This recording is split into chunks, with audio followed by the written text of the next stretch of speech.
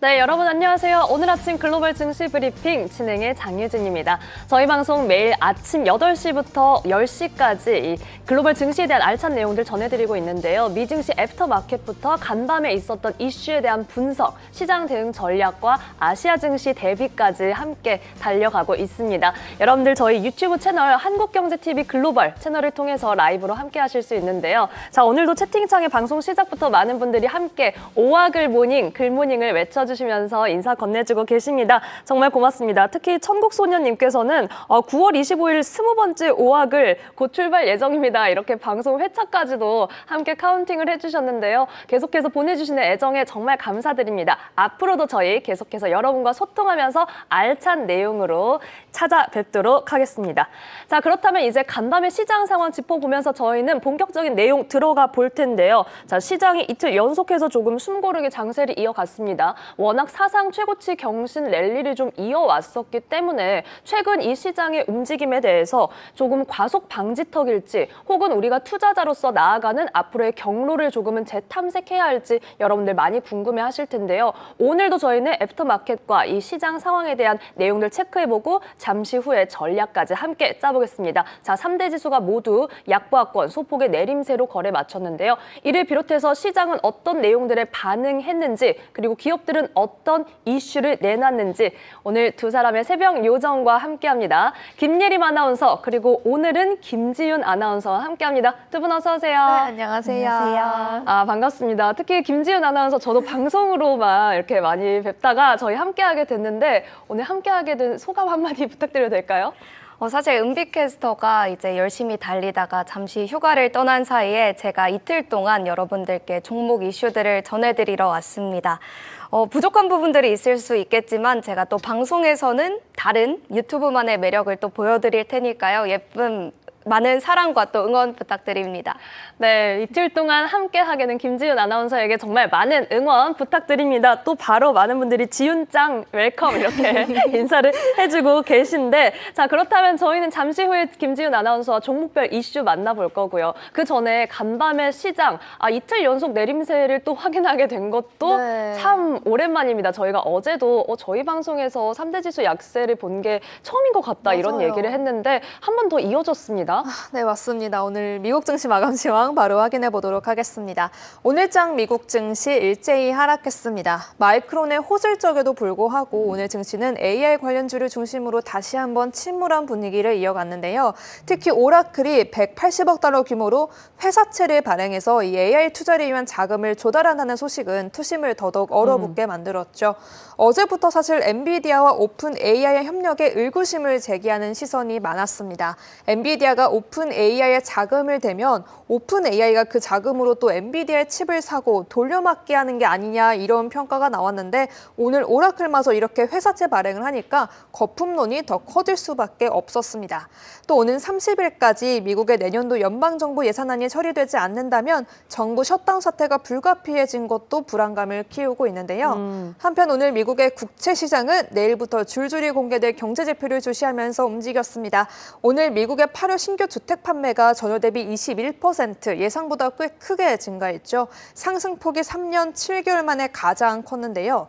주택 시장이 회복되면 경기 침체를 피할 가능성이 높아지면서 국채 금리가 오늘 소폭 오르는 데 기여하기로 했습니다. 네. 이 부분은 잠시 후에 더 자세히 전해드릴 예정이고요. 오늘 10년물 국채 금리는 4.15%에 거래됐고 2년물 국채 금리는 3.6%에 거래를 마무리했습니다. 어제 큰 변동성이 없었던 외환시장은 오늘에서야 좀 파월 의장의 발언을 소화하는 분위기였습니다. 파월 의장을 비롯한 연준 위원들이 금리 인하에 신중한 입장을 보이자 달러화는 오늘 상승폭을 확대해 나가는데요. 보시는 것처럼 달러 인덱스 97선 후반까지 올라왔고요. 네. 유로화의 경우 독일의 9월 기업 지표가 부진하게 나오면서 달러화 대비 약세를 나타냈습니다. 오늘 엔달러 환율은 148엔 후반에 거래됐고요. 달러가 강세를 띠면서 오늘 원달러 환율이 한 달 만에 1,400원을 돌파하기로 했습니다. 원달러 환율은 1,403원에 거래됐습니다. 달러의 가치가 상승하면 반대로 금선물은 하방 압력을 받게 되죠. 금선물은 이번 주에 나올 8월 PCE 가격 지수를 주시하면서 추가 금리 인하를 위한 힌트를 찾고 있는데요. 오늘 금선물은 1.24% 하락한 3,768달러의 거래를 마무리했습니다. 이어서 암호화폐 시황도 좀 확인해 보실까요? 오늘 암호화폐 시장은 그래도 좀 반등을 모색하는 분위기였는데요. 현재는 혼조로 거래되고 있습니다. 미 상원금융위원회가 10월 1일에 암호화폐 관세 문제에 대한 청문회를 개최할 예정이라고 말한 점도 참고하시면 좋을 것 같고요. 네. 현재 비트코인은 1.15% 상승한 11만 3,400달러 선에 거래되고 있고요. 또 이더리움은 4,161달러 선에 거래되고 있습니다. 오늘 국제유가도 2% 넘게 상승한 모습이죠. 미 에너지 정보청에서 집계한 지난주 미국의 원유 재고량이 생각보다 크게 감소했기 때문이었는데요. 여기에 더해서 러시아와 우크라이나 그리고 유럽까지 지정학적 긴장감이 맴돌고 있는 것도 오늘 국제유가가 2달 만에 최고 수준을 기록하게 만들었습니다. 네, 이렇게 간밤에 시장 상황 살펴봤습니다. 트럼프 대통령이 간밤에 또 러시아와 우크라이나에 대한 뷰가 좀 바뀌는 그런 발언이 있었어서 앞으로 뭐 국제 유가의 추이도 함께 좀 체크해 볼 만한 것 같습니다. 자, 김예림 아나운서 수고하셨고요. 저희는 이번에는 애프터마켓 흐름 살펴볼 텐데 우선은 제 화면으로 현재 주가지수 선물 시장에서의 흐름 잠시 확인해 보겠습니다. 네, 현재 3대 지수 선물에서는 강보합권의 흐름 가져가고 있다는 점, 이 정규장에서 좀 내림세를 보였기 때문에 지금 선물 시장에서는 조금은 오름세를 아주 미미하게 나타내고 있다는 점 함께 확인해 보시면 좋겠습니다. 자, 그렇다면 이제 현재 애프터마켓에서 어떤 종목이 시장을 움직이고 있는지 우선 마켓 무버부터 확인해 볼까요? 네, 먼저 거래량 순위부터 한번 보겠습니다. 가장 상단에 위치한 건 오픈도어 테크놀로지스인데요. 요즘 이 밈주식으로도 굉장히 유명한 종목입니다. 그에 걸맞게 거래량 1위를 현재 차지하고 있고요. 네. 그 다음에 인텔과 그리고 이뮤니어링 그룹이 보이고요. 그 다음에 네. 트랜스오션도 보이는데 관련돼서 이 종목들 이슈들은 조금 후에 조금 더 자세하게 짚어보도록 하고요. 네. 이어서 상승률도 보겠습니다. 상승률 1위를 차지한 건 이뮤니어링 그룹입니다.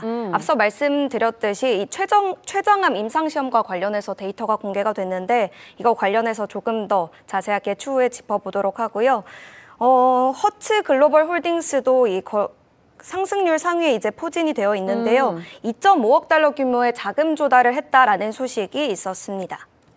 그리고 마지막으로 하락률 순위도 보겠습니다. 네. 2위의 트랜스오션이 12%대 지금 현재 하락세를 보이고 있는데 관련해서도 자세한 내용은 바로 이어서 짚어보도록 하겠습니다. 네, 정말 오늘 미증시 애프터마켓에서도 두 자릿수의 상승불, 두 자릿수의 하락세를 나타내는 종목들이 나타나고 있습니다. 사실 뭐 이런 내용들 전해드릴 때마다 채팅에서 와, 확실히 미국 시장에서의 등락률은 정말 뭐 국장과 비교할 수가 없다 이런 이야기들 많이 해주고 계신데 이 급등주부터 확인을 해보시죠. 이뮤니어링 어떤 소식을 좀 전했나요? 네, 앞서 말씀드린 것처럼 이뮤니어링은 췌장암 1차 치료 환자를 대상으로 한 임상 2회 이상 결과를 발표했습니다. 신약과 표준 항암 화학요법을 병행한 결과 이 9개월 차에는 생존율이 86%에 달했다고 하는데요. 그리고 환자가 치료를 받는 동안에 암이 커지거나 퍼지지 않는 무진행 생존율의 경우에는 9개월 시점에 53%였다고 합니다. 네, 그리고 이뮤니어링은 올해 말 췌장암 대상 3상 임상시험도 개시할 예정이고요. 내년 중반부터 첫 환자 투약을 시작한다는 계획 역시 발표했습니다. 네, 이런 소식에 지금 이뮤니어링 이 소식이 정규장에서부터 좀 기대감을 키웠던 것 같습니다. 7%대 오름세에 애프터마켓에 무려 40% 넘게 오르면서 13달러 선을 기록하고 있는데 임상 스케줄을 꽤나 타이트하게 가져간다라는 생각이 드네요. 올해 말에는 또 어떤 내용을 내놓을지 저희가 지켜보겠습니다. 이뮤니어링 살펴봤고요. 이번에는 앞서 이 하락률 상위에 있었던 종목입니다. 트랜스오션인데 정규장에서는 올랐었잖아요. 네, 맞습니다. 해상 시추업체 그 트랜스오션 소식인데요. 네. 어제도 그렇고 오늘도 이 유가가 2%대 상승세를 보이면서 트랜스오션도 사실 정규장에서는 3% 가까운 상승세를 보였습니다. 다만 애프터에서 이렇게 주가가 큰 폭으로 하락한 건 1억 주 규모의 공모를 발표했기 때문인데요. 쉽게 말해서 새 주식 1억 주를 찍어서 시장에 팔겠다는 겁니다. 신규 발행으로 모은 자금은 부채 상환에 활용이 될 예정이고요. 이번 공모는 발행 주식 수를 크게 늘리는 거여서 기존 주주 가치 희석 우려 때문에 애프터장에서는 큰 폭의 내림세 보이고 있습니다. 네, 해당 소식 속에서 트랜스오션이 지금 12% 넘게 애프터마켓에서 빠지고 있다는 점 함께 확인해 보시죠. 잠시 채팅창에서 우리 지윤 아나운서가 등장을 하니까 또 별명을 잘들 지어주시거든요. 그래서 지금 김지윤 아나운서를 파라마운트에 빗대어서 지윤 마운트 어때요? 이렇게 의견이 나왔는데 혹시 김지윤 아나운서 어떠신가요? 이유는 없나요? 파라마운트 스카이댄스가 이유 요즘 없어요. 워낙 또 이 미디어 업계에서 강세를 가져가기 때문에 그만큼 정말 크게 성장할 것이다 이런 뜻 아닐까요? 좋습니다. 별명까지 감사합니다. 네, 제가 해석이 좀 마음에 드신 것 같습니다. 다행입니다. 그리고 지금 우리 오은비 아나운서가 또 채팅창에 등장을 하면서 함께 소통을 해주고 있는데 정말 뭐 고맙습니다. 휴가에 가서도. 주무시고 뭐 하시는 건지. 자, 이렇게 저희 네 사람이 함께하고 있는 애프터마켓 흐름. 자, 이번에는 애프터마켓에서 실적을 발표했던 기업입니다. KB홈 실적 성적표 어땠나요? 사실 우리가 경기가 불확실해지면은 집을 사기가 망설여지잖아요. 그쵸. KB홈 실적에서도 그런 점들이 보였는데요. KB홈이 3분기 실적을 발표했습니다. 3분기 순이익의 경우 감소했고 연간 실적 전망을 또다시 하향 조정했는데요. 올해 전체 매출 가이던스의 경우 61억 달러에서 62억 달러 사이로 낮췄습니다. 여기서 주목할 만한 점은 기존 전망치가 63억에서 65억 달러 사이였고 올해 1월에 제시했던 가이던스만 하더라도 70억에서 75억 달러 사이였습니다. 이 3분기 평균 주택 판매가 역시 하락을 했는데요. 47만 5,700달러로 전년에 48만 달러대에서 하락을 했습니다. 이 분석에 따르면 6개 분기 만에 처음으로 이 평균 판매가가 하락한 것으로 드러났습니다. 월스트리트저널은 주택 건설업체들이 높은 모기지 금리와 경기 불확실성으로 주택 판매가 정체되면서 어려움을 겪고 있다고 전했고요. 판매를 늘리기 위해서 공격적인 할인과 또 인센티브를 주다 보니까 이익률 역시 많이 줄었다고 분석을 했습니다. 네, 이렇게 애프터마켓에서 실적을 발표한 KB홈까지 좀 살펴봤습니다. 애프터마켓에서는 소폭의 오름세를 나타내고 있다는 점 함께 체크를 해보시면 좋겠네요. 더군다나 이제 주택 경기 관련해서는 또 지표도 나왔기 때문에 앞으로 계속해서 해당 섹터는 좀 살펴보시면 좋을 것 같습니다. 자, 김지윤 아나운서와 저희는 애프터마켓 특징주 살펴봤고요. 우선 저희 글로벌 IB들이 주목한 종목, 김예림 아나운서 또 한번 확인해 보겠습니다. 문어 예림이라는 별명도 생겼는데, 자, 오늘 첫 번째로 주목한 종목은 제약바이오 섹터에서 가져오셨네요. 네, 맞습니다. 오늘 준비한 첫 번째 글로벌 IB 종목은요. 바로 MBX 바이오 사이언스입니다. 요즘 제약 바이오주들이 글로벌 IB 리스트에 정말 많이 올라오더라고요. MBX 바이오 사이언스는 호르몬과 관련한 희귀 질환 치료제를 개발하는 기업인데요.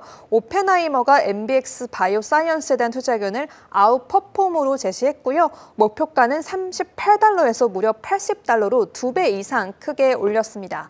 구겐하임도 보니까 목표가를 44달러에서 84달러로 또 2배가량 올렸더라고요. 글로벌 IB들이 주목하는 건 바로 MBX의 캠뷰 파라타이드였습니다. 최근에 갑상선 기능 저하증 환자를 대상으로 만든 이 캠뷰 파라타이드의 임상 2상 결과가 굉장히 잘 나온 건데요.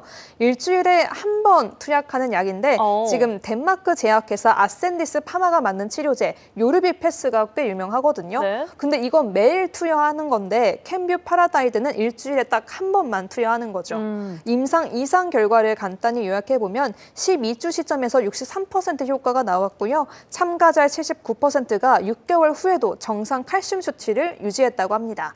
또 가장 중요한 부분일 텐데 시험 기간 동안 이 심각한 이상 반응이나 치료를 중단하는 경우도 없었다고 합니다. 네. 이번 주 주가 추이를 좀 보시면요. 그 5일 거래량 한번 봐주시겠어요? 네. 거의 100%가 넘는 상승률을 보이고 반응이 느려서 빨리 도와드리고 싶은데, 네. 탄력을 받았었군요. 네, 100% 와우. 정도 네.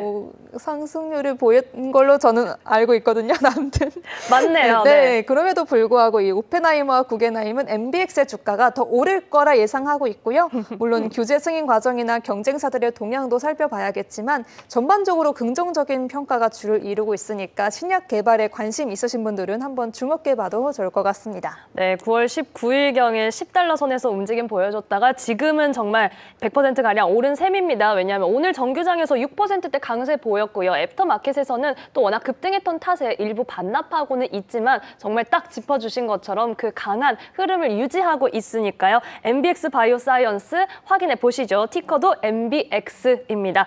자, 저희는 두 번째 종목 만나보기에 앞서서 조금 전 들어온 소식 잠시 전해드리겠습니다. 김민석 국무총리가 비자 문제가 해결될 때까지 미국 투자는 없다. 이렇게 지금 발언을 한 것으로 전해지고 있습니다. 자, 다시 한번 전해드립니다. 김민석 국무총리의 발언에 따르면 미국과 관련해서 이 비자 문제가 해결될 때까지는 투자는 없다. 이렇게 지금 입장을 좀 밝힌 것으로 전해지고 있는데요. 또 여기에 오늘 새벽에 이재명 대통령과 스캇 베센트 장관이 만나기도 했죠. 저희는 이와 관련해서 좀 더 자세한 내용은 잠시 후에 살펴보도록 하겠습니다.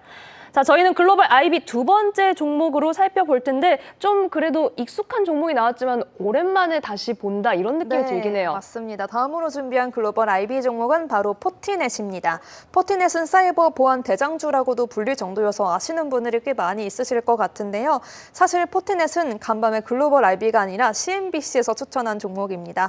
그렇기 때문에 투자 의견과 목표가는 따로 제시하지 않았고요. 포티넷을 왜 롱 포지션으로 가지고 있어야 하는지에 대해서 설명을 했는데요. 네. 기사 내용을 좀 요약해 보면요. 포티넷을 주목해야 하는 이유를 크게 세 가지로 나눴더라고요. 먼저 높은 수익성입니다. 사이버 보안 업계에서 수익성 면을 보자면 독보적인 위치에 있는 건데요. 업계 평균 수익률이 9%인데 포티넷은 무려 31%의 수익률을 나타내고 있다고 합니다. 네. 두 번째는 밸류에이션 자체가 메리트가 있다는 건데요. 예상 실적을 계산해 봤을 때 앞으로 벌어들일 이익 대비 현재 주가가 비싼지 싼지 보는 포워드 PE라는 게 있는데 이게 업계 평균은 24배인데 포티넷은 30배입니다. 평균 대비 비싸게 거래되고 있는 건 맞지만 수익성을 생각해보면 너무나 압도적으로 앞서고 있어서 이 정도 주가는 정당화될 수 있다고 분석하고 있습니다. 세 번째로는 AI와 관련한 특허만 500개 이상을 확보한 점이 좀 주목되는데요. 네. 자체 솔루션인 포티 AI를 보안 플랫폼인 시큐리티 패블릭에 통합했는데 사이버 범죄자들이 AI를 활용한 공격을 좀 늘리고 있잖아요. 이걸 막아주는 기능이 탁월하다고 합니다. 포티넷은 또 자체 개발한 반도체 칩을 사용하는데요. 이 칩도 경쟁사 대비 더 빠르고 효율적인 건 물론이고 아무래도 자체적으로 설계한 칩을 사용하다 보니까 비용 면에서도 크게 아낄 수 있다는 게 장점이라고 합니다. CNBC에 따르면 최근 주가가 $80 이 저항선을 돌파해서 기술적으로 $95 구간까지는 문제없이 갈 수 있다 이렇게 진단하고 있는데요. 요즘 워낙 보안 문제가 심각하잖아요. 우리나라도 그렇고 이 세계적으로 보안 문제가 이슈인 만큼 CNBC에서 주목하고 있는 포티넷 한번 눈여겨보시면 좋을 것 같습니다. 네, 세 가지 기대 포인트가 있는 포티넷 살펴봤습니다. 정규장에서는 2% 가까이 내렸지만 애프터마켓에서 낙폭을 소폭 조금 만회하고 있는 상황인데 채팅창에서 포티넷에 대한 반응이 좀 나오네요. 정연두님께서 죽지 않는 포티넷이라고 말씀을 해주셨고 엣지펄트님도 포티넷 완전 좋아 보이는데요. 프로덕트랑 서비스 공부를 좀 해봐야겠네요. 이렇게 함께 또 의견을 주고 계십니다. 이제 이쯤 되면 제가 어떤 얘기 할지 아시죠? 네. 우리 김예림 아나운서 항상 세 번째 종목이 되면 저도 그렇고 우리 은비 아나운서도 그랬었고 너무 아쉬운데 세 번째 종목은 엄마의 손길인가 봐요. 네, 비슷합니다. 네.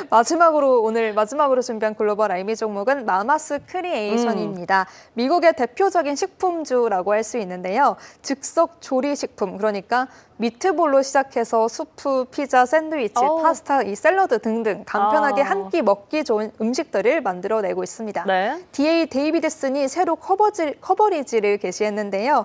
마마스 크리에이션에 대한 투자 의견을 매수로 제시했고요. 목표가는 $18로 제시했습니다. 이유가 두 가지로 꽤 명확하더라고요. 먼저 주가도 그렇고 회사 자체가 너무 저평가됐다는 이유였습니다. 애널리스트들이 마마스 크리에이션의 2030년까지 연 매출 성장률을 10% 정도로 보고 있는데 네. 목표치가 지나치게 낮다는 평가를 했고요. 또 최근 회사 경영진으로 엄청난 경력의 사람들을 데려왔더라고요. 네. 월마트, 프록터앤갬블, 캠벨스프 출신을 CEO, 최고 운영 책임자로 데려왔고요. CFO 역시 소비재 분야에서 풍부한 경험을 가진 사람으로 고용했습니다.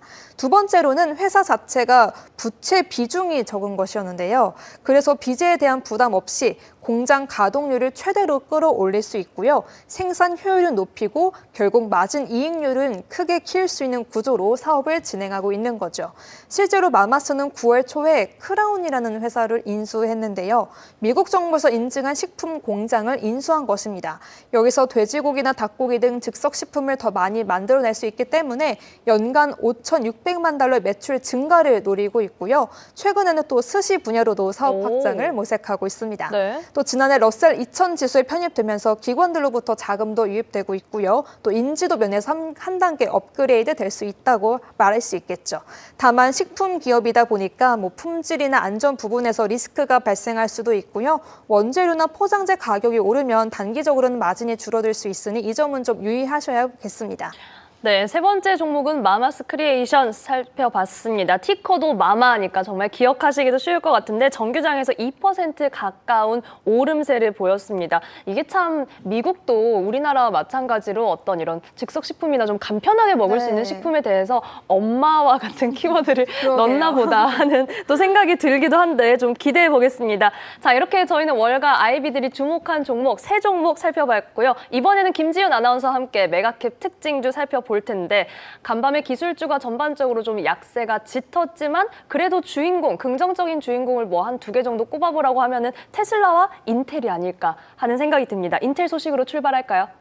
요즘 이 인텔이 미정부라는 천군만마를 등에 업고 인텔에 투자했다는 소식 혹은 투자한다는 소식이 아주 활발히 들려오고 있습니다. 네. 애플에서도 간밤 소식이 들려왔는데요. 블룸버그는 소식통을 인용해서 인텔이 애플에 투자 제안을 한 것으로 전해지고 있다라고 밝혔습니다. 최근 미 정부부터 시작해서 엔비디아나 소프트뱅크가 인텔에 대규모 투자를 하고 있는 상황입니다. 다만 이 관계자들에 따르면 애플과 인텔의 논의는 아직 초기 단계에 있으며 반드시 합의로 이어질지는 불확실하다고 전했습니다. 블룸버그는 만약 거래가 성사된다면 인텔이 반등하려는 시도를 더욱더 강하게 입증하려는 이 사례가 될 것으로 평가를 했고요. 하지만 애플이 자사기기에 다시 인텔 프로세서를 사용할 가능성은 낮다고도 덧붙였습니다. 네, 이렇게 애플과 인텔에 대한 가능성까지 함께 좀 점쳐봤는데 인텔은 정규장에서 6%대 강세 그리고 애프터마켓에서도 2% 가까운 오름세를 더하고 있는 상황입니다. 자, 그 다음은 사실 어제의 주인공이었어야 했던 마이크론이 눈높이가 좀 높았나 봐요. 성적표가 나쁘지 않았는데 또 약세를 보였었네요.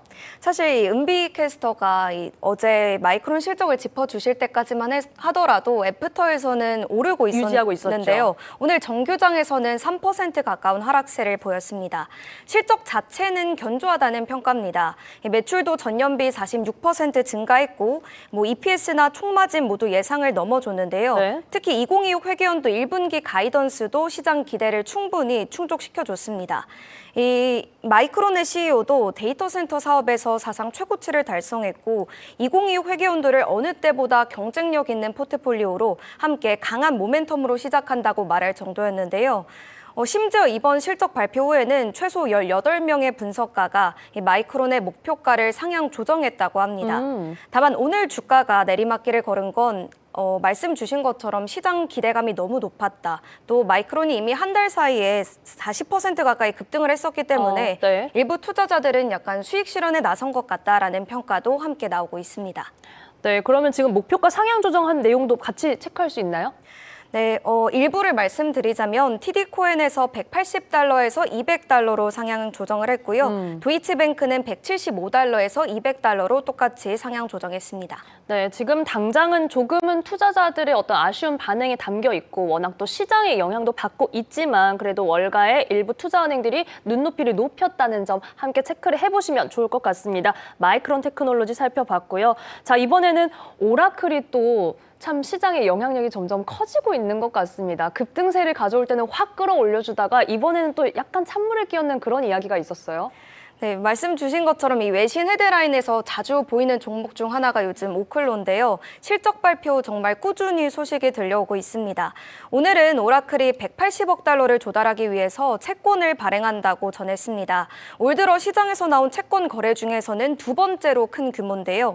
이 AI 붐으로 급증하는 수요에 맞추기 위해서 오라클이 크게 지출을 늘리고 있는 상황에서 네. 자금 조달 소식이 전해져 왔습니다. 블룸버그는 오라클의 현금 흐름이 올해 1992년 이후에 처음으로 마이너스로 전환이 됐으며 애널리스트들은 수년 동안 이 지표가 급격히 악화됐다가 2029년에야 다시 플러스로 돌아설 것으로 내다보기도 했는데요. 네. 일각에서는 실제로 오라클의 이런 대규모 자본 지출을 우려하는 목소리도 적지 않습니다. 그래서 이번 채권 발행으로 조달한 자금은 설비 투자나 미래 투자, 부채 상환 등에 쓰일 것으로 보입니다. 다만 이 블룸버그 인텔리전스의 분석가가 이런 평가를 내놓기도 했는데요. 지금 오라클은 우리가 인프라를 지으면 고객들이 찾아올 거야 라는 상황이 아니라 고객은 이미 찾아왔고 계약도 이미 체결됐고 수요도 충분히 있는 상황이라면서 이제 오라클이 해야 할 일은 인프라를 구축하는 것뿐이라고 전하기도 했습니다. 그래서 채권 투자자들이 오라클이 이렇게 많은 돈을 꽤 합리적인 금리로 빌릴 수 있는 거라는 판단을 내놓기도 했습니다. 자, 오라클 입장에서는 우리 이만큼 돈 벌 거라니까? 이런 마음으로 돈을 끌어다 쓰는 상황일 수도 있지만 그래도 우선 정규장에서는 1% 넘는 약세를 보이기는 했습니다. 이와 관련된 내용, 이어지는 흐름들 계속해서 좀 꼼꼼하게 체크해 보셔야 될 것 같습니다. 자, 이번에는 테슬라 살펴보겠습니다. 테슬라 그리고 전기차 랠리가 좀 그래도 간밤에 이어졌는데 다시 한번 탄력을 받았죠. 사실 테슬라 투자자분들이시라면 다음 주를 주목하셔야겠습니다. 바로 3분기 인도량이 발표되는데요. 네. 테슬라가 또 오늘장 4% 가까이 급등한 모습을 보여줬습니다. 다음 주에 나올 3분기 인도량이 예상보다 나은 수치를 기록할 거란 점이 투심을 견인했습니다. 특히 울프리서치의 경우 인도량이 46만 5천 대에서 46만 7천 대 이를 수 있다고 밝혔는데요. 이는 2분기 대비해서는 22% 증가한 수치고요. 컨센서스인 44만 5천 대 역시 크게 상회하는 수준입니다. 앞서 미즈우 역시도 이 테슬라의 3분기 인도량을 상향 조정한 바 있는데요. 이 소식 말고도 테슬라가 또 다른 소식도 있었는데 네. 언박스 프로세스 제조 방식에 대한 새로운 특허를 받았다는 소식도 들려왔습니다. 사실 제가 기계치여서 이런 용어가 조금 어려워서 한번 찾아봤는데 네. 이 언박스 프로세스 제조 방식이라는 게 전통적인 조립 라인에서 벗어나서 차량 부품을 큰 블록으로 따로 만든 다음에 마지막 단계에서 합하는 방식이라고 해요. 그래서 이 방식을 이용하면 제조 단계의 효율성을 크게 높일 수 있다고 하고요. 이는 사이버캡 생산 과정에서 적용될 것으로 보인다고도 전했습니다. 네, 이런 소식들 전하면서 테슬라는 정규장에서 4% 가까이 올랐습니다. 자, 3분기 인도량에 대한 일정 김지윤 아나운서가 함께 짚어주셨고 미지오에서 목표 주가도 상향했었다는 점 함께 체크를 해보시면 좋을 것 같습니다. 요즘 목표 주가 상향 릴레이가 좀 이어지고 있는 테슬라입니다. 자, 이번에는 마이크로소프트, 저희가 어제는 약간 냉각과 관련된 새로운 기술 소식 전해드렸는데 또 다른 AI 관련된 내용을 전해왔죠. 사실 마이크로소프트가 오픈 AI의 주요 투자처이기도 하고 오랜 기간 이렇게 핵심 인연을 맺어왔잖아요. 그랬죠. 근데 이런 협력 구도가 조금 변화하는 모습입니다. 마이크로소프트가 상업용 고객을 위한 마이크로소프트 365 코파일럿 어시스턴트에서 이 일부 질문에 답하기 위해서 엔스로픽의 AI 모델을 도입하기 시작했다는 소식도 들려왔습니다. 작년 같은 경우에는 깃허브 코파일럿 챗에서 이 엔지니어들이 코딩 도움을 받을 때 오픈 AI뿐만이 아니라 엔스로픽과 구글의 모델도 사용할 수 있도록 한 바가 있는데요. 기업 고객들 입장에서는 선택권이 더 넓어질 수 있다는 의미이기도 합니다. 코파일럿 총괄자 역시도 엔스로픽 모델이 앞으로 더 강력한 경험을 가져다 줄 것으로 기대한다고 전했습니다. 네, 이렇게 저희는 마이크로소프트 흐름까지도 함께 살펴봤습니다. 내용 그리고 오픈 AI와의 관계에 대해서는 또 좀 계속해서 긴장감과 어떤 그런 게 이어지는 그런 분위기가 좀 나타나고 있습니다. 정규장에서는 강보합권 거래 마쳤습니다. 자, 이렇게 메가캡 특징주 살펴봤고요. 이번에는 시장을 움직였던 이슈들 좀 체크를 해볼 텐데 앞서 시황에서 잠깐 힌트가 있었습니다. 8월 신규 주택 판매와 관련해서 증가세가 나타났는데 FOMC도 전이잖아요. 네, 맞아요. 네. 너무 제가 급 던졌죠? 네, 오늘 눈에 띄었던 경제 지표 먼저 확인해 보겠습니다. 오늘 미국의 8월 신규 주택 판매 지표가 공개됐습니다. 사실 주택 판매 지표는 증시의 그렇게 크게 영향을 주기보다는 향후 건설이나 주택시장, 건설 장비 등 이 기업별 주가에 영향을 줄 때가 있고요. 또 향후 경기를 가늠해 볼 수 있는 지표로 쓰이고 있습니다. 오늘 공개된 미국의 8월 신규 주택 판매를 좀 보시면요. 네. 판매량이 지난달 대비 20.5% 증가한 80만 건으로 집계됐습니다. 증가율이 2022년 1월 이후 약 3년 반 만에 가장 높았는데요. 일단 신규 주택 재고가 늘면서 건설업자들이 공격적으로 가격 할인에 나서자 이렇게 갑작스럽게 판매량이 급증한 걸로 풀이되고 있습니다. 그런데 좀 이상하죠. 매일 저희가 보는 기사는 뭐 경기가 침체됐다, 고용은 줄어들고 있다 이런 말뿐인데 그러니까요. 어떻게 집을 사는 사람들이 이렇게 늘어날 수 있을지 정말 아이러니하지 않을 수 없는데요. 심지어 금리가 내리기 전이거든요. 아까 말씀해 주신 것처럼.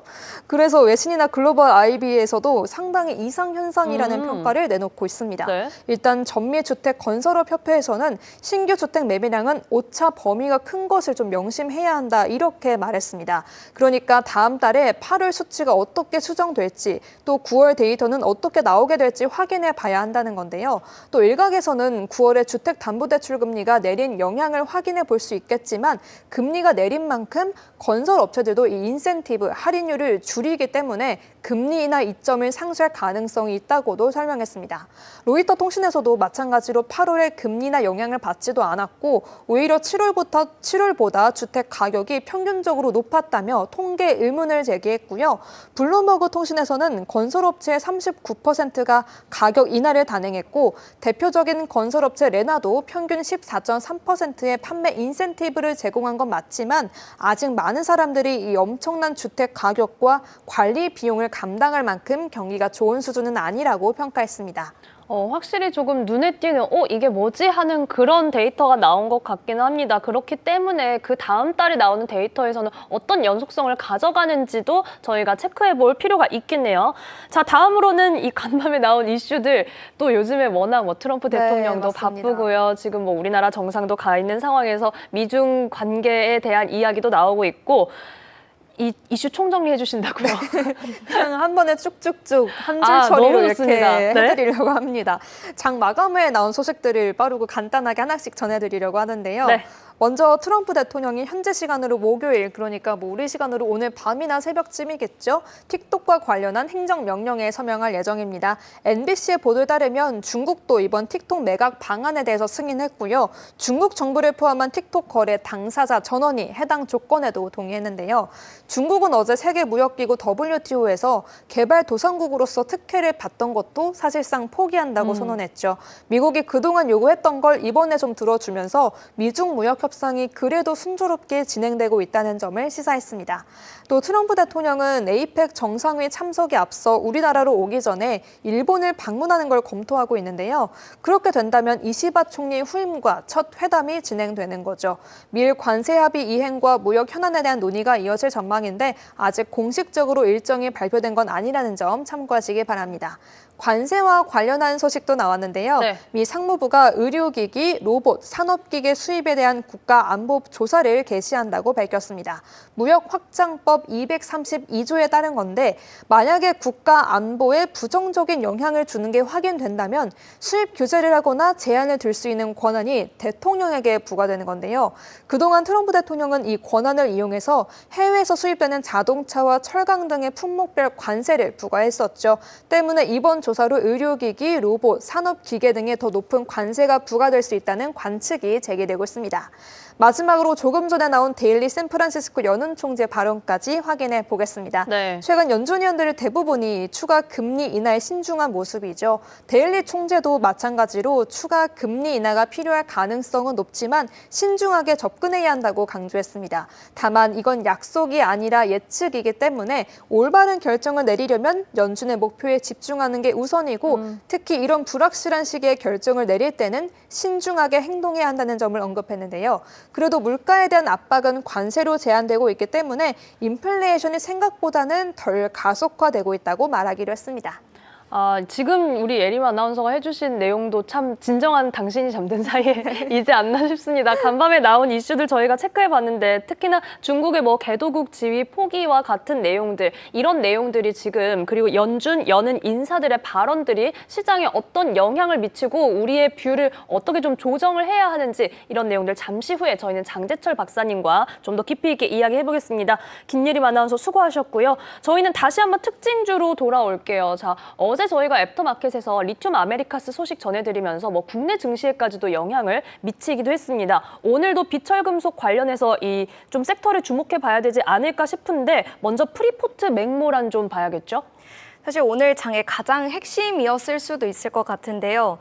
이 프리포트 맹물한 소식 때문에 제가 또 당잠사에서 원자재 코너도 진행을 하고 있는데 구리 선물이 급등을 했습니다. 그쵸, 3% 넘게 급등을 했는데 어떤 소식인지 자세하게 짚어보겠습니다. 세계 2위 광산으로 꼽히는 인도네시아 그라스버그 광산에서 불가항력을 이 프리포트 맥모란이 선언했습니다. 즉 고객사들에게 이 계약 이행이 불가하다고 전한 건데요. 이 그라스버그 광산은 이달 초에 토사 유출 사고로 운영이 중단된 바 있습니다. 그렇다면 이 그라스버그 광산이 왜 중요하냐면 세계 구리 생산량의 3.2% 그리고 프리포트 맥모란 구리 생산의 약 30% 정도를 차지하고 있습니다. 이 때문에 생산에 차질이 생겼으며 공급 계약을 지키기 어렵다고 발표한 건데요. 프리포트 맥모란은 이와 함께 올 3분기 판매 가이던스도 하향 조정하면서 이 구리 판매의 경우 약 4% 줄어들 것으로 예상했습니다. 또 올 4분기에는 사실상 매출이 거의 없을 것으로 전망하기도 했는데요. 네. 내년 초 가동을 다시 시작해도 생산량은 사고 전 예상치보다 한 35% 정도 낮을 수 있다고 이 비관적인 입장을 내놓기도 했고요. 이와 함께 정상적인 생산량 회복은 2027년 이전까지는 기대하기 어렵다는 입장을 함께 내놨습니다. 네, 이렇게 프리포트 맥모란 소식 살펴봤는데 해당 내용이 나오면서 정규장에서 두 자릿수의 하락세를 보였고요. 앞서 우리 김지훈 아나운서가 짚어준 것처럼 공급 부족 전망에 구리 선물 가격이 좀 상승세를 보였습니다. 더군다나 구리 가격이 이 경기를 가늠하는 어떤 지표의 역할도 해주기 때문에 좀 이 부분은 신중하게 보셔야 될 것 같습니다. 자, 이번에는 또 어제 주인공 중에 하나라고 할 수 있었던 저희가 리튬 아메리카스도 다시 한번 확인을 해볼 텐데, 자, 원자재 현재 시황 함께 확인하셨고요. 리튬 아메리카스 급등을 했죠.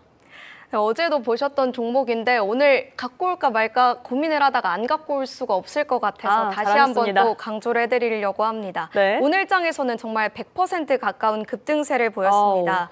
이 주가가 2배 가까이 뛴 거는 트럼프 행정부가 이 광산 회사의 지분을 인수하려 한다는 소식 때문이었는데요. CNBC에 따르면 백악관은 리튬 아메리카스가 네바다주 세커패스 광산 개발을 위해서 에너지부로부터 받은 22억 달러 대출 조건을 재협상하는 과정에서 이 지분 인수를 제안했다고 전했습니다. CNBC는 미 정부가 중요한 광물 공급망을 직접 확보하려는 최근 움직임 중 하나라고 해석을 했고요. 그중에서도 이렇게 캐나다 회사의 지분 투자를 제안한 건 이번이 처음입니다. 앞서 국방부는 지난 7월에도 히토류 광산업체인 MP 머티리얼즈의 지분 15%도 인수한 바 있는데요.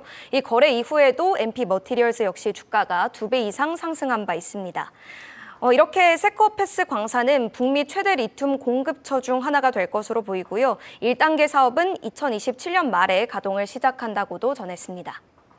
네, 이렇게 다시 한번 정규장에서 거의 100% 가까운 오름세를 나타낸 리튬 아메리카스까지도 살펴봤습니다. 자, 그 다음으로는 이제 코인베이스가 대기하고 있는데 비트코인 시세와 함께 조금 주춤주춤하는 모습을 보였다가 그래도 간밤에는 조금 고개를 들었어요. 정말 조금 고개를 들었는데 일단 소식부터 전해드리겠습니다. 네. 코인베이스가 이 클라우드 플레이와 함께 X402 재단을 출범한다고 발표했습니다. 이 재단의 목표는 X402를 AI 기반 결제의 글로벌 표준으로 세우는 건데요. 쉽게 말해서 지금 인터넷에서는 무언가를 구매하려면 이 카드 결제창을 거치고 로그인하고 비밀번호도 입력하고 승인하는 이런 복잡한 절차가 필요했다면 이 모든 것들을 없애고 인터넷 프로토콜 속에 결제를 심어버리겠다는 겁니다. 네. 즉 데이터를 주고받듯 AI와 앱 그리고 웹 서비스가 함께 결합을 해서 바로바로 돈을 주고받을 수 있겠다는 이 재단을 설립하겠다는 이 소식을 발표했습니다. 네, 코인베이스 정말 조금이라고 우리 김지은 아나운서가 강조를 해줬는데 0.53% 소폭의 오름세로 정규장 거래를 마쳤습니다. 321달러 선 기록을 했고요. 자, 다음은 반면 조금이 아니라 확실하게 고개를 아주 저 하늘까지 치솟아버린 그런 종목이 나왔습니다. 유니큐어인데 세 자릿수의 상승률을 기록했어요. 네, 맞습니다. 정말 엄청난 이 급등, 폭등을 했는데 사실 이 유니큐어가 헌팅턴병 환자를 대상으로 한 핵심 임상 시험에서 긍정적인 결과를 발표했습니다. 네? 병명부터 엄청 어려운데 이 병은 뇌세포가 점점 죽으면서 운동이나 정신, 인지 기능이 무너지는 유전병이라고 합니다. 네. 이 자살 치료제가 질병 진행 속도를 크게 늦추는 효과를 보인 것으로 드러났고요. 유니큐어는 치료제를 내년 초 미 FDA에 허가 신청할 예정입니다. 승인이 되면 그 해 안에 미국에서 출시할 수 있을 것으로 보이고요. 또 이미 FDA에서 이 헌팅턴병 환자를 대상으로 한 유전 치료제를 혁신 치료제로 인정을 했기 때문에 심사 속도도 굉장히 빠를 것으로 전망했습니다. 네, 헌팅턴병과 관련해서 좀 정말 퇴행성 뇌 질환 이렇게 좀 검색을 해보시면 많이 나올 겁니다. 그리고 누구 유명한 인사 중에 이 병을 알았던 분이 있었던 것 같아서 제가 그걸 얼른 찾아보고 싶어서 검색했는데 지금 유니큐어 소식이 뉴스를 모두 뒤덮어버린 상황입니다. 그만큼 이제 어떤 세계의 이목을 좀 모을 수 있을 것 같은데 무려 247%나 정규장에서 급등했고요. 애프터마켓에서 3%의 오름세를 더하고 있습니다. 50달러 선까지 바라보는 유니큐어 소식입니다. 자, 마지막은 또 우리 국내 투자자들이 많이 관심 있어 하는 종목 중에 하나인데 아이렌 볼까요? 제가 그래서 들고 왔습니다. 국내 네. 투자자분들께서 많이 관심을 가져하시더라고요. 이 아이렌에 대한 투자 의견 소식이 있었습니다. 번스타인에서 아이렌에 대한 목표가를 기존 20달러에서 3배 넘게 상향 조정을 했습니다. 와. 이 75달러로 대폭 상향 조정을 했고요. 네. 투자 의견의 경우에는 아웃퍼폼, 즉 시장 수익률 상회를 유지했습니다. 이 비트코인 채굴업체들 사이에서 아이렌의 차별화된 전략을 높이 평가했는데요. 다른 비트코인 채굴업체들은 AI 클라우드 기업과 제휴를 하면서 자본 지출을 줄이는 방식을 선택했다면 아이렌은 자체 AI 클라우드 사업부를 구축하고 있는 상태입니다. 번스타인은 예전에는 아이렌의 AI 클라우드 사업 성장 능력을 과소평가하기도 했지만 지금은 그 가능성을 훨씬 더 높게 점친다고도 전했습니다. 네, 이렇게 아이렌 살펴봤습니다. 지금 화면에서 보시다시피 52주 신고가를 경신했고요. 정규장에서 12.86% 두 자릿수의 상승불, 애프터마켓에서는 4% 넘게 오름세를 더하면서 이제 50달러 선까지 바라보고 있는 아이렌입니다. 목표 주가 번스타인에서 20에서 75달러면 진짜 엄청난 그런 눈높이를 좀 올려줬습니다. 자, 이렇게 아이렌까지 저희는 살펴봤고 오늘 김지훈 아나운서와 또 처음으로 함께했고 우리 예림 아나운서도 오늘 이 당신이 잠든 사이의 이슈를 아주 깔끔하게 총정리를 해주셨는데 또 많은 분들께서 함께 채팅창에서 이야기를 하고 계십니다. 특히나 이제 뭐 아이렌 관련해서 아이렌은 뭐 코인주입니까? 데이터 센터주입니까? 이렇게 질문을 하시는 분도 계시고요. 확실히 좀 관심이 뜨거운 상황인 것 같습니다. AI 클라우드 사업 성장 능력에 대해서 그 가능성을 높게 본다라는 내용 저희가 다시 한번 전해드렸고요. 또 이 세 자릿수의 상승불을 밝혀낸 유니큐어까지 나오다 보니까 천국소년님께서는 대미장이라고 정말 미국 증시 대단하다 이렇게 다시 한번 감탄의 반응도 남겨주셨습니다. 지윤 아나운서 오늘 처음 저희와 함께 하셨는데 어땠어요? 사실 들어가기 전에는 조금 떨렸거든요. 정말요? 네. 원래 잘 안 떠는 성격인데 왠지 모르게 떨리더라고요. 아직 제가 편하게 방송을 한 것 같진 않은데 내일은 조금 풀어져 보도록 하겠습니다. 오늘도 너무나 잘해주셨는데 또 내일 저희가 이틀 연속 김지훈 아나운서와 함께 할 수 있으니까요. 내일도 여러분들 많은 응원해주시고요. 우리 김예림 아나운서는 이 문어 예림의 예측력을 날로 더하고 있는데 또 한 말씀 해주시죠. 저요. 더 나은 문어가 되도록 노력하겠습니다. 저희가 오늘 개인적으로 마마스 크리에이션이 계속해서 기억에 남는데 이런 알차고 또 군침 도는 종목들 저희는 계속해서 기대해 보겠습니다. 자, 이렇게 아쉽지만 새벽 요정 김지윤, 김예림 아나운서 보내드리고요. 저희는 잠시 후에 장재철 박사님과 돌아올게요. 두 분 수고하셨습니다. 네, 고생하셨습니다.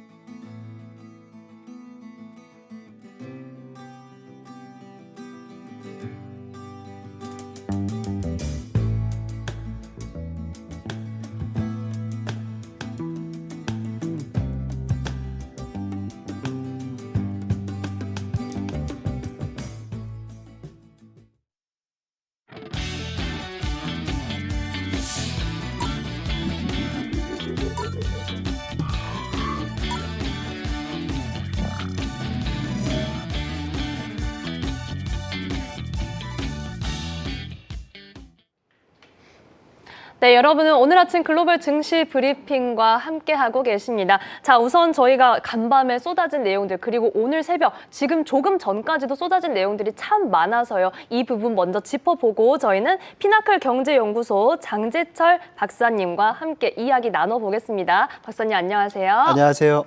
네, 반갑습니다. 박사님 모시는 날에 또 정말 많은 뉴스가 쏟아졌는데 조금 전 속보로 들어온 내용부터 잠시 좀 확인을 해보겠습니다. 자, 우선 오늘 이재명 대통령과 스캇 베센트 미 재무장관이 먼저 만남을 가졌었는데 이에 대해서 대통령실 브리핑이 좀 나왔습니다. 이재명 대통령이 베센트 장관을 만나서 여기에서 들어줄 수 없는 부분, 우리나라가 수용할 수 없는 부분에 대해서 전달을 했다. 이렇게 지금 속보로 나와 있는 상황이고요. 이어서 지금 구윤철 기획재정부 장관 겸 경제부총리가 베센트 장관과 별도의 면담을 이어가고 있는데 여기에서도 통화 스와프나 이 대미 투자와 관련된 논의를 이어가고 있는 것으로 전해졌습니다. 저희가 앞서 김민석 국무총리가 이 미국과 관련해서 비자 문제 해결될 때까지 대미 투자 어렵다, 불가능하다, 조금 강한 코멘트를 내놓은 소식도 함께 전해드렸었는데요. 우선은 조금 자세한 내용이 나오기는 해야 하는 상황입니다. 지금 제목으로만 속보가 전해지고 있는데 박사님 우선 이 내용 잠시만 의견 좀 여쭤볼게요. 지금 전해지는 분위기 조금 어떻게 감지하고 계세요?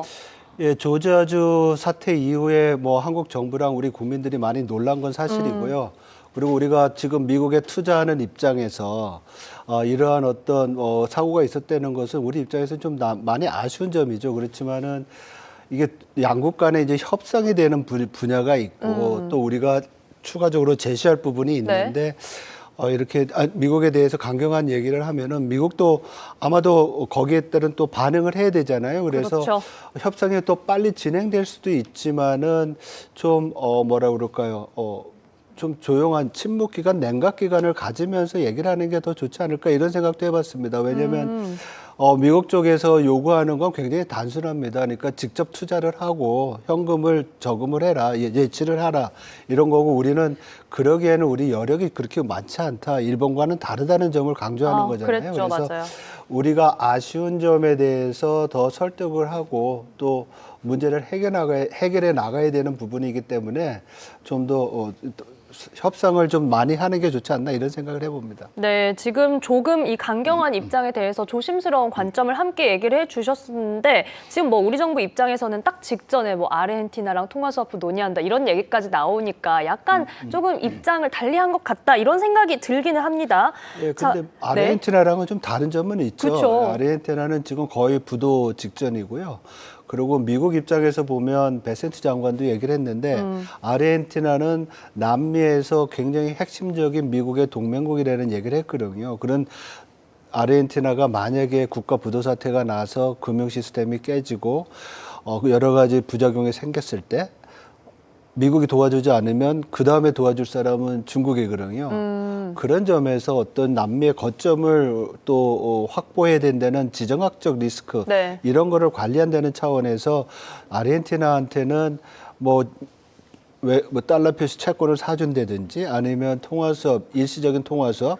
왜냐하면 이거는 아르헨티나 내에서의 외환 시장의 문제이기 때문에 달러 유동성 문제이기 때문에 긴급 통화 수업은 할 수 있거든요. 그렇지만 우리가 요구하는 것은 그거랑 좀 결이 다른 거고 미국 입장에서는 한국 같은 나라가 충분히 투자할 수 있는 여력이 있다고 생각한 거고 우리는 그런 사실이 아니다. 네. 사실이 아니야 되는 걸 우리는 어필해야 되는 상황이고 그래서 약간 좀 다른 면은 있는 것 같습니다. 네, 포지션도 다르고 이 협상 카드의 성격도 조금 다른 상황입니다. 자, 우선은 그런 가운데 저희는 이 미국 시장에 대한 시각을 좀 더 확인을 해볼 텐데 지난주에 FOMC를 소화하고 나서 이번 주 월요일 밤부터 계속해서 여는 인사들의 이 발언 릴레이가 이어지고 있는데 박사님 저는 이걸 보니까 이제 발언을 할 수 있는 기회들이 오니까 각자 다들 본인의 캐릭터를 좀 뚜렷이 하고 있다. 특히나 신중한 시각들이 조금은 많이 나타나는 것 같아요. 물론 스티븐 마이런 이사는 뭐 다를 수밖에 없는 캐릭터고 그렇죠. 확실히 다른 관점을 또 내놨습니다.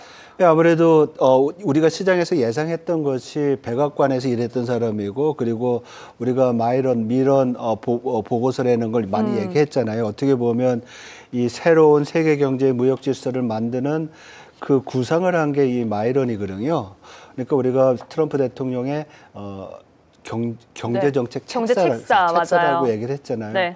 그랬던 사람이 백악관에 직은 그냥 놔두고 무보수로 하고 연준 이사회의 이사가 된 겁니다. 아무래도 트럼프 대통령의 생각 아니면 자기의 생각 이런 것들이 기존의 연준 이사와 다르는 거는 너무 분명한 것 같고요. 큰 폭의 그 금리 인하를 이번에 얘기했었잖아요. 이번에 FOMC에서 0.5%포인트 인하로 소수 의견을 냈는데 사실 점도표 찍은 거 보면 굉장히 공격적이었어요. 거기 150bp 내려야 된다는 생각을 했고 저 지금 비디오에 나오는 저기에서 저건 아니네요. 이코노믹 그 클럽에서 얘기한 거 보면 지금 금리보다 2%포인트 네. 더 낮아야 된다. 이런 얘기를 할 정도로 굉장히 공격적이고 과감한 빠른 금리 인하를 주장하는 그런 입장입니다. 네, 정말 그 과감한 입장을 다시 한번 좀 내비친 가운데 나머지 인사들의 시각도 조금은 엇갈리는 것 같아요. 특히나 이 지금 노동시장에 조금 더 주목을 해야 하는지 인플레 압력에 주목을 해야 하는지 분명히 무게추는 이 개인마다 좀 다른 것 같거든요. 여전히 정책 방향이 좀 불투명한 건 아닌지 금리 인하 향후 경로에 대한 좀 우려도 일각에서 나오는 것 같아요. 사실 정책 방향에 대해서는 일치하고 있습니다. 왜냐하면 점도표 자체가 올해 추가적으로 2번 인하할 거로 이제 평균적으로 예상이 됐으니까. 그렇지만은 그 인하의 속도라든지 그리고 인하의 이유라든지 아니면 인하를 못하는 이유라든지 이런 거에 대해서는 지금 말씀하신 것처럼 다양한 의견이 나오는 것 같아요. 미란 같은 경우에는 고용의 어떤 둔화가 경기 침체에 대한 우려가 있고 지금 굉장히 높은 수준의 정책금리이기 때문에 자기가 생각하는 2%대 초반의 정책금리로 가기 위해서는 빨리 가야 된다는 거고요. 이런 의견에 또 동조하는 사람이 미셸 보우만 연준 부의장인데 네. 이분도 노동시장의 둔화에 연준이 좀 뒤처진 것 같다. 그래서 선제적으로 금리 인하해야 된다. 그쵸. 이런 건데 파월이나 아니면 다른 또 연준 이사나 지역 총재들은 아직까지 인플레이션 걱정이 있다. 그리고 노동시장이 악화된 거는 인정하지만은 인플레이션에 대한 우려는 크고 이런 점이 과감하고 선제적으로 금리를 내리게 되면 혹 인플레이션이 다시 재개가 되고 금리 내리는 시점에서 다시 금리를 올리게 되는 이러한 어떤 문제가 생길 수 있으니까 이거를 피해가자는 얘기거든요. 그래서 그 굉장히 매우 도비시한 금리를 빨리 내려야 된다는 측과 속도 조절을 하자는 이런 부분에 있어서의 불협화음, 의견의 어떤 조정 과정이 필요하지 않나 이렇게 지금 보고 있습니다. 네, 의견 조정의 과정은 필요할 것 같다. 여기에 이제 또 간밤에 저희 어젯밤이죠. 파월 의장의 발언에 대한 주목도는 조금 높았습니다. 특히나 뭐 인플레나 고용에 대한 이야기는 어찌 보면 이전에 기자회견 했던 내용과 이어지는 부분이었지만 증시가 고평가다. 이렇게 자산 가격에 대해서 이야기를 한 적이 그전에도 있었나 싶을 정도로 좀 이례적이라고 느끼기는 했거든요. 가끔 어때요? 얘기는 했습니다. 뭐 일부 시장에서의 과열 기미가 좀 있다. 뭐 이런 얘기는 했지만 네. 고평가라고 그런 이렇게 표현은. 직접적으로 얘기한 것은 어떻게 보면 시장에 대해서 좀 강한 경고를 준 게 아닌가 이렇게 해서 사실 주가도 많이 움직였죠. 그렇죠.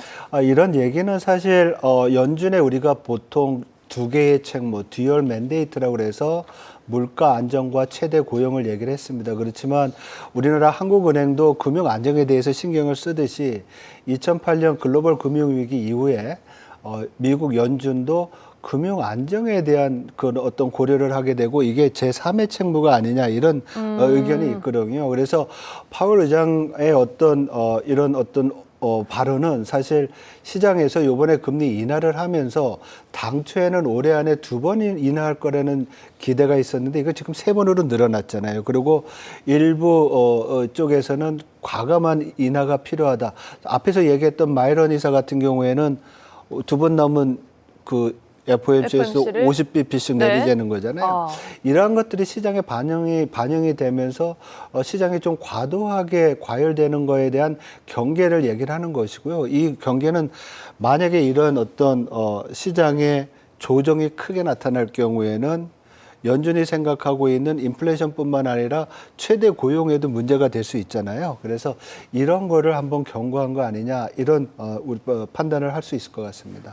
그러면 그냥 쉽게 여쭤볼게요. 제가 오늘 오프닝에서 잠깐 이게 시장에 대한 과속 방지턱일지 아니면 경로 재탐색일지 알아보겠다 이렇게 말씀을 드렸는데 과속 방지턱 정도로 이해하면 될까요? 예, 예. 왜냐하면 추가적으로 앞으로의 금융시장 환경은 더 완화적으로 될 수밖에 없습니다. 왜냐하면 연준의 점도표가 예상하는 거는 올해 2번 정도 인하가 있고 내년에 한 번 더 있잖아요. 저는 개인적으로 아직까지도 올해 한 번 정도밖에 못하지 않을까 이런 생각을 합니다. 왜냐하면 인플레이션이 그렇게 쉽게 우리가 예상하는 대로 안정되지 않을 가능성이 좀 커요. 인플레이션 압력이 네. 커지고 있어가지고 이런 부분이 연준의 대부분의 이사나 아니면 지역 총재들로 하여금 속도 조절, 금리 인하의 속도 조절에 대한 얘기를 더 강하게 할 수 있는 그런 여건을 만들지 않을까 이렇게 생각을 합니다. 마침 지금 인플레에 대해서 얘기를 해주셨는데 이제 저희가 또 PCE 발표를 앞두고 있는 상황이잖아요. 맞습니다. 네. 그래서 지금 PC 인플레이션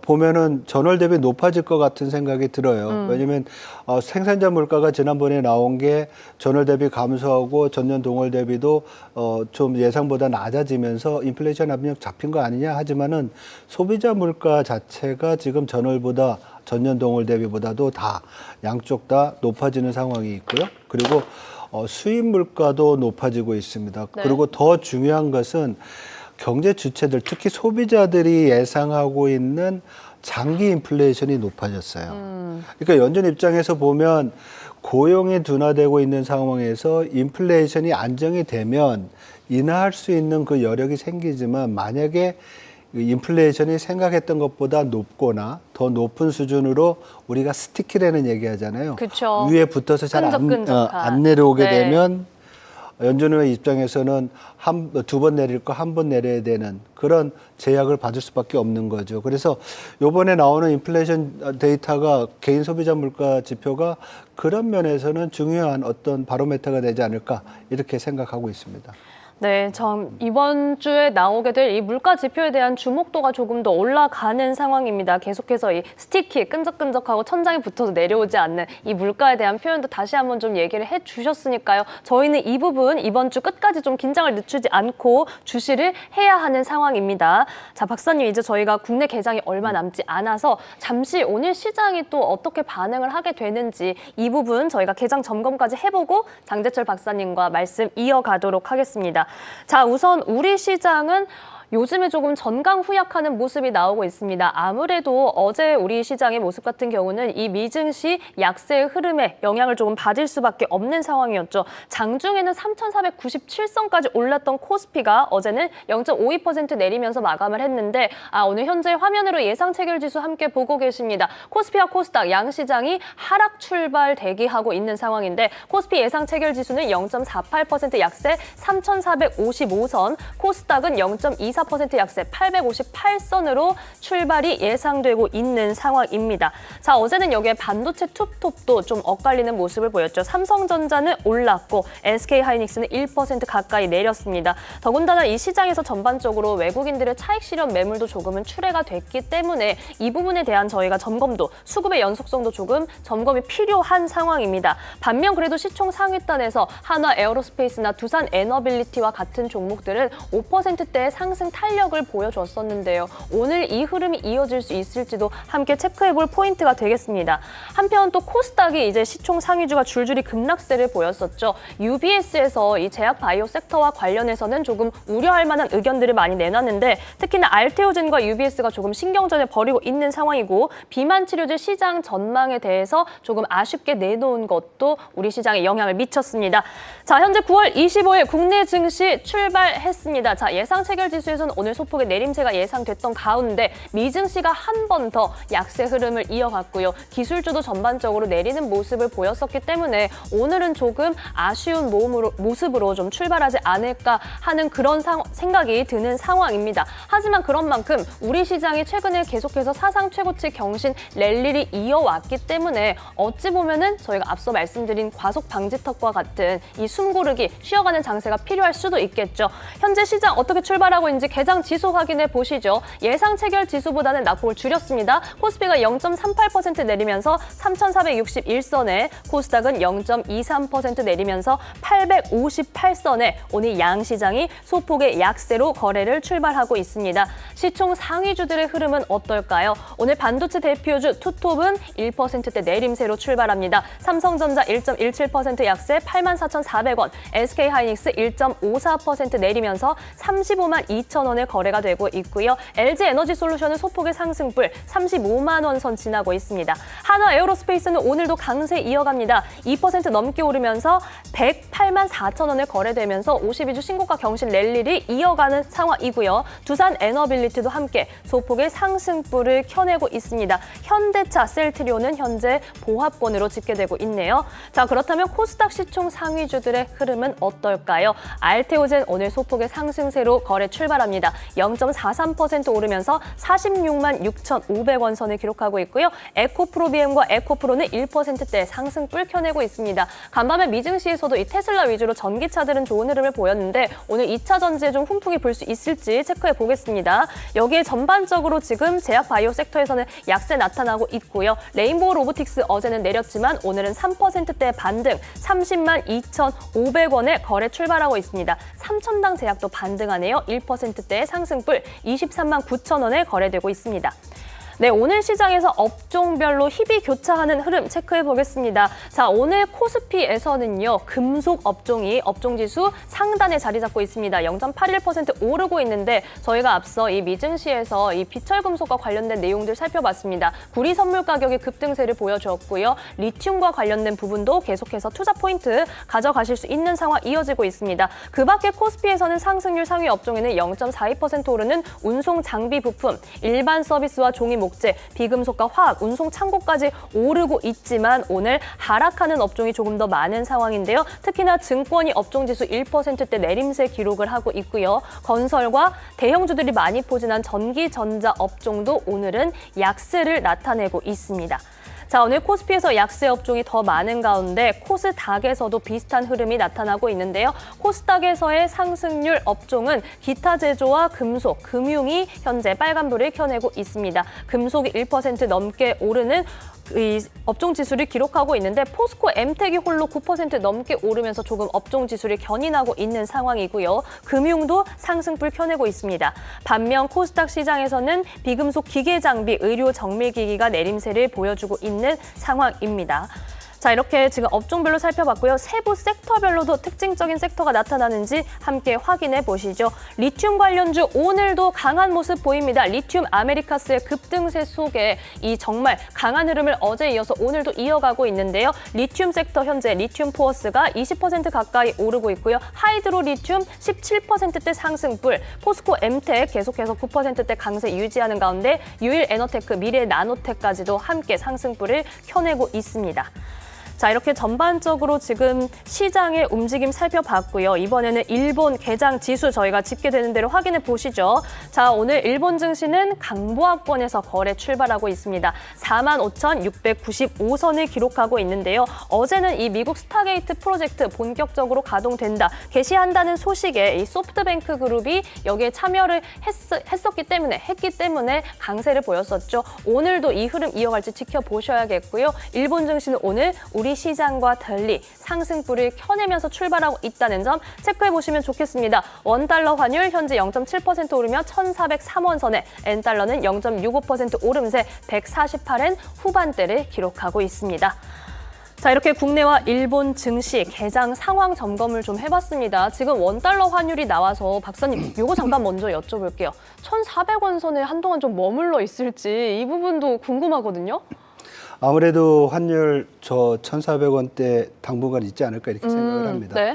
당초 예상했던 것보다 지금 미국과의 그 무역 협상 과정이 좀 불확실성이 더 높아졌고, 네. 시장에서도 많이 얘기하지만 달러 원 환율이 빠르게 내려오지 못하는 점은 우리나라가 경상수지 흑자를 유지함에도 불구하고 해외로의 그 증권 투자라든지 자본 투자를 많이 하는 과정에서 자본이 이제 달러가 유출되고 있기 때문에 그렇거든요. 그래서 이런 부분들이 유지되는 가운데서 대미 투자에 대한 불확실성, 그리고 뭐 우리 앞으로 얘기할 수도 있지만은 앞에서 얘기했던 통화 수합 이슈 이러한 것들이 좀 해결되지 않는다고 하면 달러 원 환율은 이러한 영향으로 좀 불안한 그런 분위기에 따라서 1,400원대에 있지 않을까 이렇게 보고 있습니다. 그렇지만 만약에 네. 이런 것들이 다 해결이 된다고 하면 당초 전망대로 달러는 지금보다 좀 더 약세를 보일 가능성이 크거든요. 그렇다고 보면 달러 원 환율은 내려와야 되는데 네. 물가만 스티키한 게 아니라 환율도 스티키해졌습니다. 참, 네. 원달러 환율에 대한 흐름까지도 살펴봤고 1,400원 선 당분간 머무르지 않을까라는 전망을 좀 얘기를 해주셨습니다. 박사님, 이번에는 잠시 일본에 대한 내용들을 좀 살펴볼게요. 우선 오늘 시장이 국내와는 다르게 출발을 하고 있고요. 앞서 이제 박사님 말씀 중에도 우리는 일본과는 상황이 다르다 이런 부분을 어필하기도 했습니다. 그런 가운데 어제 오후에는 전 BOJ 위원이 BOJ 10월 금리 인상 가능성 배제할 수 없다라는 발언이 나오기도 했고 BOJ 의사록이 조금 전에 발표가 됐습니다. 통화정책 운영은 현행 입장을 유지하는 것이 적절하다. 그런데 경제활동과 물가 전망 따라서 정책금리 지속 인상 이런 내용들이 지금 헤드라인으로 전해지고 있거든요. 이런 내용들 저희가 어떻게 바라보면 좋을까요? 일단 통화 정책의 방향성에 대해서는 얘기를 했잖아요. 통화 금리는 그쵸? 올라가야 된다는 네. 점이고 그리고 일본 경제가 지금 상대적으로 나쁘진 않습니다. 특히 물가가 3%대로 우리보다 지금 굉장히 높죠. 그리고 여기에 대해서 향후 임금 인상에 대한 물가 압력에 대한 또 논의도 있었던 것 같고요. 그리고 더 중요한 것은 엔화 환율에 대한 이슈인데 지금 환율이 좀 올라가야 된다는 그러니까 엔화가 더 강세가 돼야 된다는 그런 견해가 많잖아요. 네. 그리고 당연히 일본의 중앙은행인 BOJ가 정책금리를 인상하게 되면 엔화는 강세가 될 수밖에 없죠. 그쵸. 그래서 이런 부분들에 대해서 일본 중앙은행들이 좀 중앙은행인 BOJ가 생각을 하고 있지 않나 이렇게 보고 있습니다. 네, 이렇게 일본에 대한 부분까지도 확인을 해봤습니다. 특히나 증시도 일본 증시가 최근 사상 최고치 경신 랠리를 이어오고 있는 가운데 투자자들 사이에서는 일본 증시에 대한 어떤 펀더멘탈 매력도가 높다. 또 정치적인 불안정이 그렇게 시장에 영향을 미치지는 않는다. 좀 이렇게 보는 것 같아요. 지금 자민당 총재 레이스 막 본격화되고 있죠. 예, 사실 자민당 쪽에서의 정치적 불확실성은 아베 돌아가시고 난 다음에 아베 총리 이제 사망 이후에 계속 있었던 문제라고 볼 수가 있고요. 리더십에 대한 이슈들은. 네.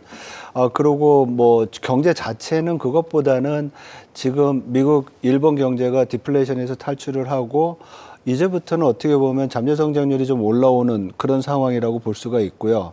일부에서는 그동안의 아베노믹스의 결과가 이제 나타나는 거 아니냐 이런 평가도 하고 있습니다. 그리고 더 중요한 거는 디플레이션 탈피하면서 마이너스 제로 금리에서 금리가 정상화되고 있다는 게 굉장히 큰 사인이죠. 그쵸. 네. 이상한 경제 아니면 장기 저성장 국면에서 정상화되고 있다는 점이 시장에 반영된 거라고 볼 수 있을 것 같습니다. 그리고 미국과의 통상 어떤 협상에 있어서의 불확실성이 많이 이제 또 완화된 부분, 물론 일본도 우리만큼 부담이 될 겁니다. 그렇지만 그런 불확실성을 해소하려는 노력을 지금 하고 있다는 것이 시장에서는 긍정적으로 반영되는 게 아닌가 이렇게 평가할 수 있을 것 같습니다.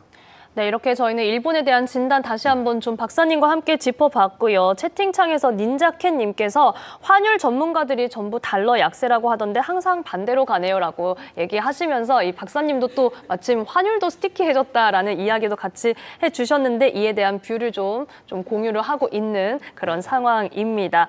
자, 저희는 우리나라로 잠시 좀 돌아와 볼게요. 저희가 속보 때문에 이제 코너 초반에 이 대미 협상과 관련된 내용을 전해드렸는데 만약에 이게 협상이 진전되지 않아서 진짜로 대미 투자 대규모를 해야 한다, 전액 현금 집행해야 한다라고 한다면 경제에 좀 타격이 크지 않을까? 이런 걱정도 슬슬 들기는 하거든요. 그렇죠. 3,500억 달러를 어떻게 조달하느냐의 그쵸. 문제거든요. 그리고 네. 그것도 미국의 입장은 100억간이나 아니면 트럼프 대통령이 프로젝트를 결정을 하면 그 프로젝트 통장에다 돈을 꽂아라 이 얘기잖아요. 네. 그러니까 사실 굉장히 부담이 되는 상황이고요. 일본 같은 경우에는 5,500억 달러의 반 정도를 외환보유액을 통해서 공급을 하고 그러니까 정부가 집행을 하는 거죠. 그리고 나머지 부분은 은행이나 기업들이 달러 표시 채권을 이렇게 발행을 해서 일본 정부가 그거를 보증해 주는 형식으로 이제 가는 거거든요. 우리가 일본 형식을 따라가지 못하는 이유가 지금 3,500억 달러가 우리 외환 보유액의 약 한 80%, 84%를 차지한다고 그래요. 네. 그러니까 이런 부분이 지출이 돼야 된다고 하면 외환시장 자체 내에서의 불안 요인이 발생할 수밖에 없는 거고요. 이 부분은 지금 정부나 시장에서 우려하고 우리가 좀 아까 얘기했듯이 달러 원 환율에는 상당히 부정적인 효과를 가져올 겁니다. 그래서 지금 일부 분석에 따르면은 앞으로 3년 동안 매년 1,000억 달러씩 나가야 된다는 얘기인데 우리 외환시장에 상당히 부담이 되는 그런 대목이라고 볼 수 있고요. 일부에서는 뭐 그냥 이게 현실화되면 달러 원 환율이 그냥 100원씩 올라가는 게 아니라 더 크게 올라갈 수 있다. 이런 얘기가 나오는 네. 거죠. 그러니까 이러한 어떤 가능성에 대해서 정부가 통화 수합에 대해서 왜냐하면 이거는 미국에 대해서 지출하면서 우리 외환시장 내에서의 불안정성이 커지는 거니까 우리나라의 어떤 시스템적 리스크를 가져올 수 있기 때문에 통화 수합의 필요성을 갖는 거거든요. 근데 그쵸. 미국 입장에서 네. 보면 그 돈 가지고서 우리한테 투자하는 거 아니냐라는 또 생각을 할 수도 있으니까 어떤 식으로 이거를 잘 조합을 해야 될지가 굉장히 중요한 시점이고요. 그래서 정부도 사실은 뚜렷한 묘안이 없는지 아니면 미국에 대한 설득이 지연이 되는지 이러한 어떤 대치 국면, 이 국면이 좀 네. 장기화될 거라는 생각을 합니다. 그래서 앞에서 말씀드린 대로 달러 원 환율이 스티키해진다는 얘기는 이게 예상했던 것보다 장기화가 되면 그만큼 우리나라 경제 펀더멘털, 특히 외환시장에 부담이 될 수 있기 때문에 그렇게 전망을 할 수밖에 없다는 거죠. 그리고 이제 앞에서 이제 채팅룸에서 그렇게 왜 네. 이코노미스트를 얘기했는데 반대로 가느냐. 사실 우리 이코노미스트들은 경제 펀더멘털에 의해서 전망을 하거든요. 근데 항상 이 전망대로 가지 않잖아요. 변수가 너무 많죠. 그러니까 이게 우리가 관세 이 네. 이슈는 8월 말이 되면 끝날 줄 알았는데 아직 안 그러니까요. 끝났잖아요. 그리고 여기에 또 대미 투자에 대한 또 이슈가 나오잖아요. 그래서 새로운 뉴스 플로우가 계속 나오기 때문에 전망은 계속 바뀔 수밖에 없고요. 그런 의미에서 우리가 계속 시장과 경제를 모니터링 할 필요가 있다는 거죠. 그래서 방송을 많이 보셔야 됩니다. 그러니까요. 저희 목요일마다 박사님과 함께 이렇게 시장에 너무 어려운 소식들이 많아서요. 함께 인사이트 공유하고 있으니까 여러분들 계속해서 함께 해주셔야 하는 이유이기도 합니다. 자, 저희가 앞서는 이제 대통령실의 입장만 조금 전해드렸는데 스캇 베센트 장관 쪽에서도 한미 간 통상협상과 이 무역 분야에 있어서도 많은 진전이 있는 것으로 알고 있다. 그리고 뭐 충분히 경청했고 내부적으로 충분히 논의하겠다. 이 정도의 입장은 나온 것으로 전해지고 있습니다. 더군다나 이제 10월 말 11월 초에 에이펙이 그래도 우리나라에서 있으니까 이게 좀 어떤 협상의 실마리가 되어줬으면 좋겠다라는 기대감도 저는 개인적으로 갖게 되거든요.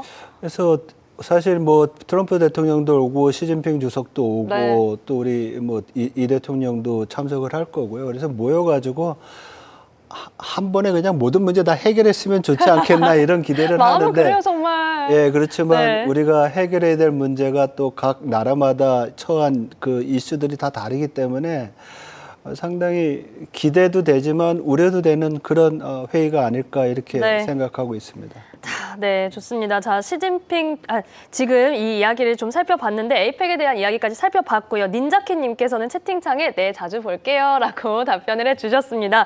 제가 지금 시진핑 주석 이야기를 얼른 하고 싶어서 이름이 먼저 나왔는데 우선 어제 보면은 시진핑 주석이 온실가스 7에서 10% 감축하겠다라고 하는데 마침 타이밍이 또 트럼프 대통령의 이 유엔 연설 다음 날 저탄소 노력을 좀 부각을 했고요. 여기에 개도국 지위를 포기하겠다 이런 내용까지 나오면서 중국은 조금 스탠스를 바꾸는 건가? 어떤 분위기가 좀 새로운 분위기가 감지되는 것 같더라고요.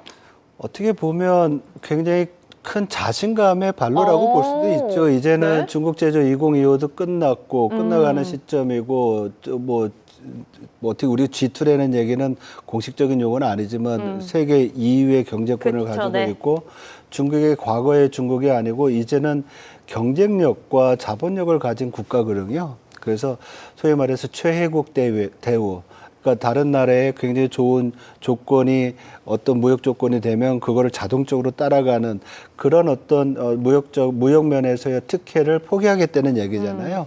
그래서 중국 굉장히 자신감을 가진 그런 표현이라고 볼 수 있습니다. 그리고 사실 이 부분이 트럼프 대통령이 중국을 공격할 때 네. 하나의 그 아픈 포인트였잖아요. 그래서 이런 부분은 점차 양국 간의 그 협정이라든지 갈등을 해소해 나가는 데는 좋은 그런 방향이라고 생각을 합니다. 좋은 방향이 될 것이다. 자, 중국에서 조금 이런 변화 그리고 자신감을 좀 드러낸 가운데 박사님 저는 개인적으로 중국에서 이렇게 나오면 인도에서도 조금 또 스탠스 변화가 좀 더 나오지 않을까 이런 생각도 들었거든요. 예를 들면 어떤 그때 원래 전화도 안 받고 그러다가 생일 기념으로 또 연락도 하고 그랬었잖아요. 그런 부분이요? 네.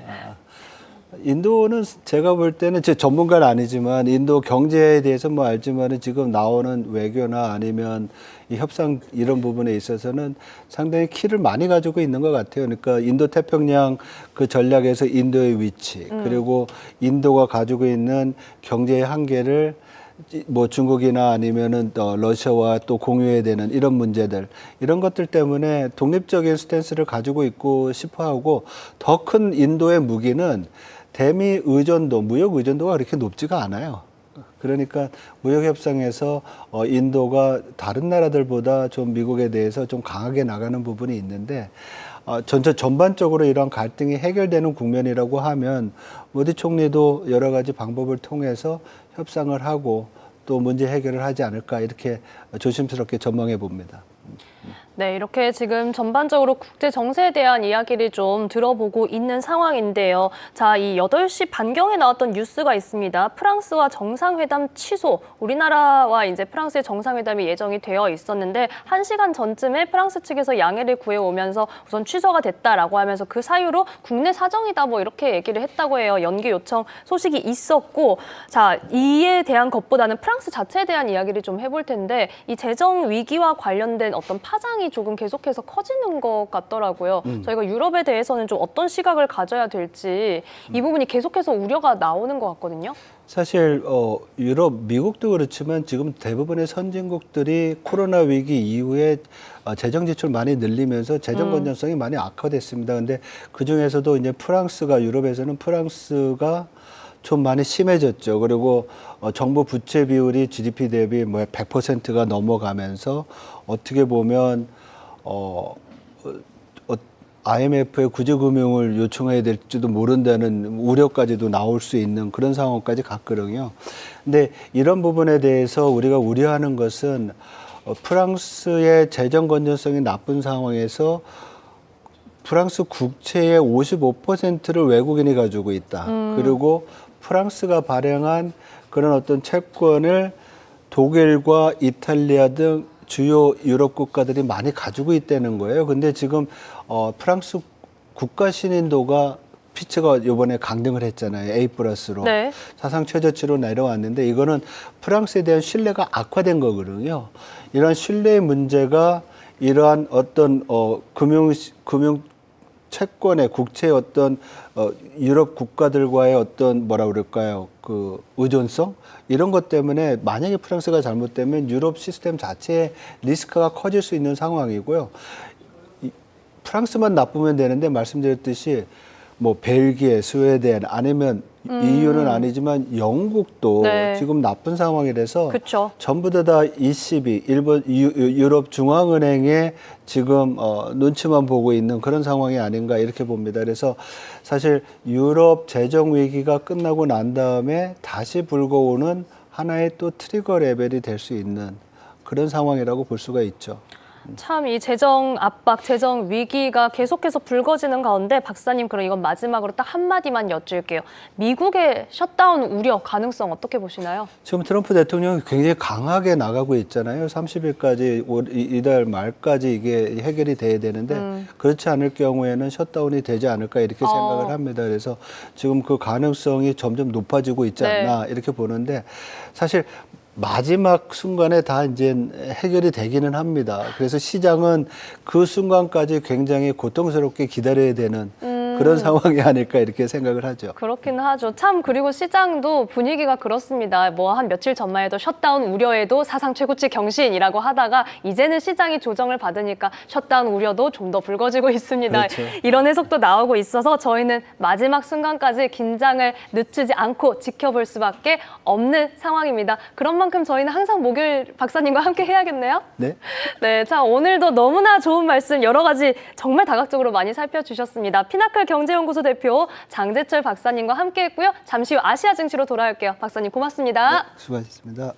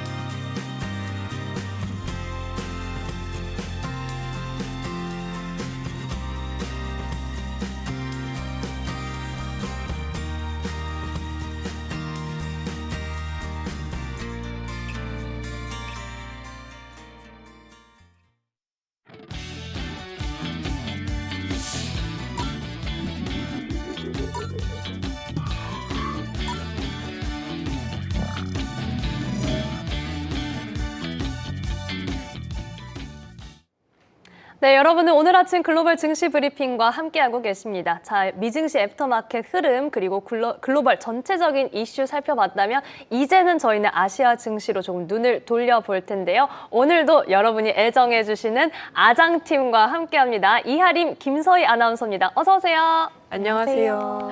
네, 저희가 이 스탠바이 하면서 잠깐 의상 이야기를 또 우리 이하림 아나운서가 해주셨는데 저와 김서희 아나운서가 낙엽 색깔이다. 컬러. 낙엽. 그럼 우리 이하림 아나운서는 약간 가을밤 맞아요. 이건 밤하늘 앵커님의 아이디어였죠. 이런 감성으로 저희가 오늘 또 준비를 해봤습니다. 자, 가을 하늘도 높고 말도 살찌는 계절이라고 하는데 중화권 증시가 살을 좀 찌웠습니다. 어제 좋은 모습을 보여줬어요. 그리고 또 한 번 저희가 이제 채팅창에서도 항상 알리바바 매일 보니까 좀 익숙해진다. 중화권 증시에 익숙하지 않았던 분들도 테리픽10 포함해서 저희가 업종 지수 확인해 드리고요. 여러 가지 지수의 추이, 특징주까지 보고 있는데 알리바바, 메일바바 이런 얘기를 해주셨는데 또 주인공이 됐어요. 맞습니다. 네, 이 소식 포함해서 어제 시장 어땠는지 우리 이하림 아나운서가 총정리해드립니다. 네, 오늘도 이제 어제장 상해 종합지수 마감 상황부터 살펴보도록 하겠습니다. 상해 종합지수는요, 어제도 0.8%대 오름세를 보이면서 거래를 마쳤습니다. 이 심천 성분지수 역시 마찬가지였는데요. 1%대 상승부를 켜내는 모습이었고요. 홍콩 시장도 강했습니다. 이 홍콩 항생지수 역시 1%대 상승부를 켜내면서 장을 마쳤습니다. 업종별로 흐름이 어땠는지도 히트맵을 통해서 좀 더 자세하게 살펴보도록 할게요. 이제 어제 중국 마감 상황을 한번 살펴보시면 이 오전 들어서는 원래 전반적으로 약세장이 연출이 좀 됐었거든요. 네. 그런데 오후 들어서 뭐 여러 가지 뉴스도 나오고 하면서 탄력을 좀 받아서 강세장으로 흐름이 좀 뒤바뀐 모습이었습니다. 특히나 지금 한번 살펴보시면 반도체 단에서 전반적으로 지금 강세 흐름이 연출이 된 모습이었고요. 배터리도 강했습니다. 배터리 우리가 항상 많이 이야기를 하고 있는 CATL 같은 경우에도 3%대 강세를 시현하는 모습이었고 그 외 소프트웨어 개발 쪽도 마찬가지로 빨간불을 켜내는 모습이었습니다. 그리고 제약주 같은 경우에도 최근에는 흐름이 좀 오락가락하는 모습이 있었는데요. 어제 장에서는 대부분의 종목들이 또 강세 흐름을 시현하는 모습이었고요.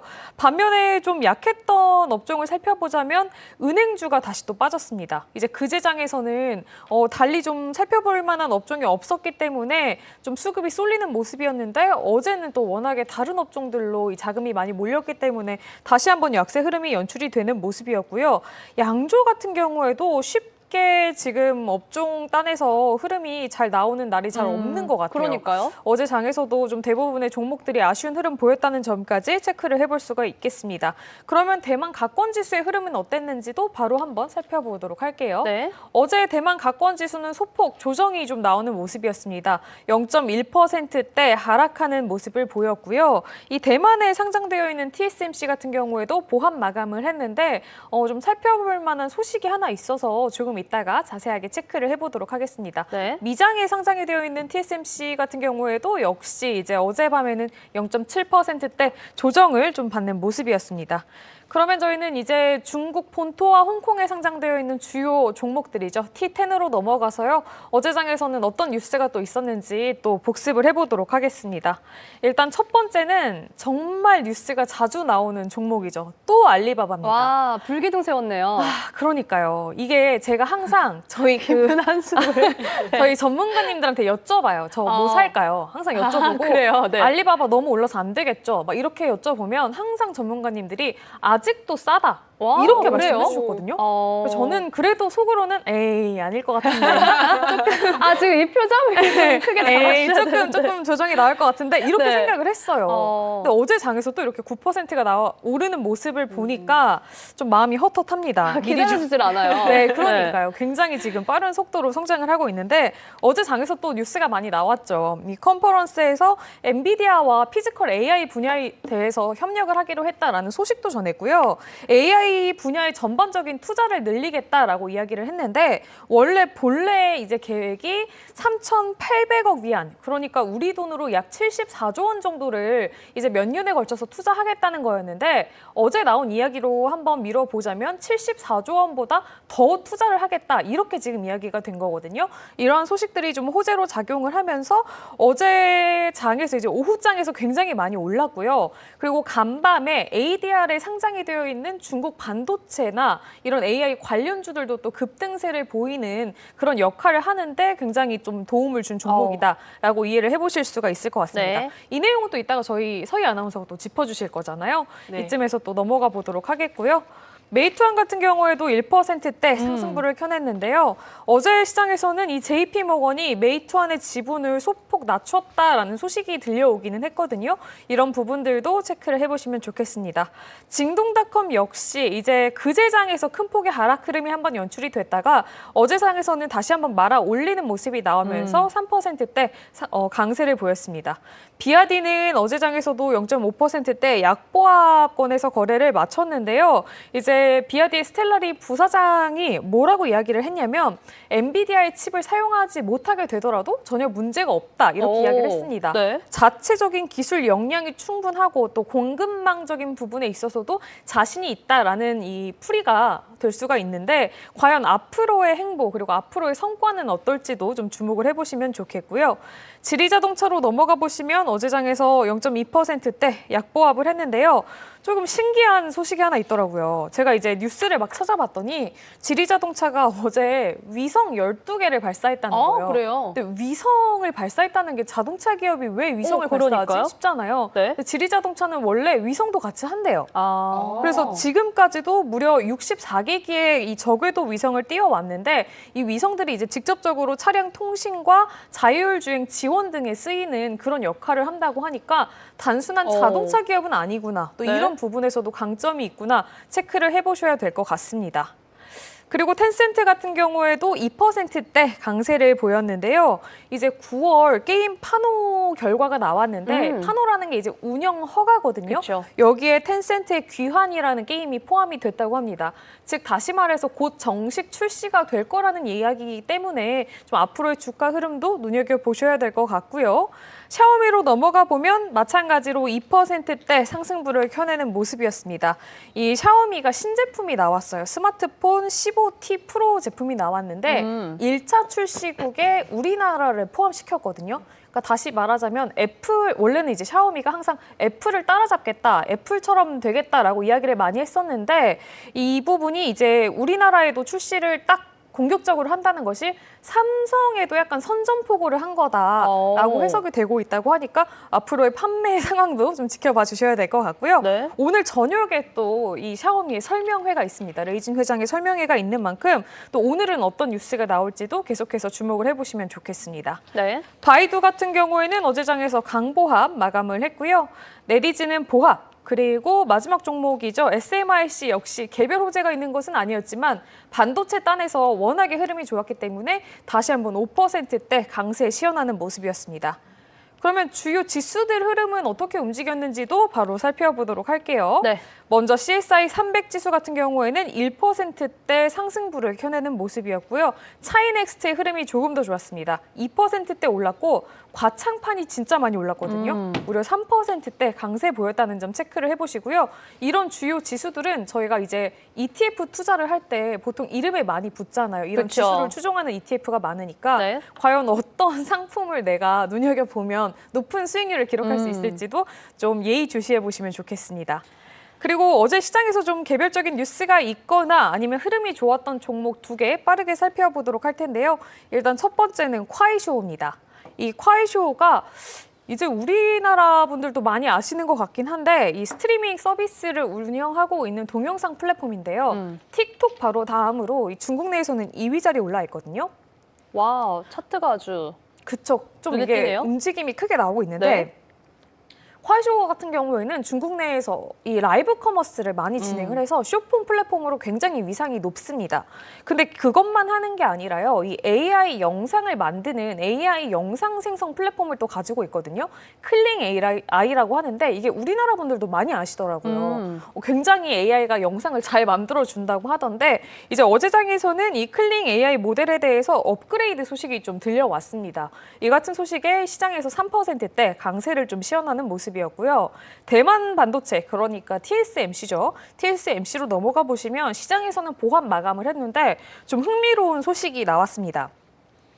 일단은 그제장에서 강세를 보였던 이유가 가격 인상 소문이 있었기 때문인데요. 이 3세대 3나노 공정 파운드리 가격이 전 세대의 공정보다 20% 인상이 됐다라는 소문이 시장에서 돌았고요. 네. 내년에 공급을 하게 되는 2나노 공정의 파운드리 가격은 무려 50%가 오를 것이다라는 소문도 돌았다고 합니다. 물론 아직 TSMC는 일단 소문과 이 가격 문제에 대해서는 논평하지 않겠다라고 답변을 했는데요. 혹시나 정말 이럴 가능성도 또 있기 때문에 어떠한 소식이 앞으로 들려올지 계속해서 추이를 지켜보시면 좋겠습니다.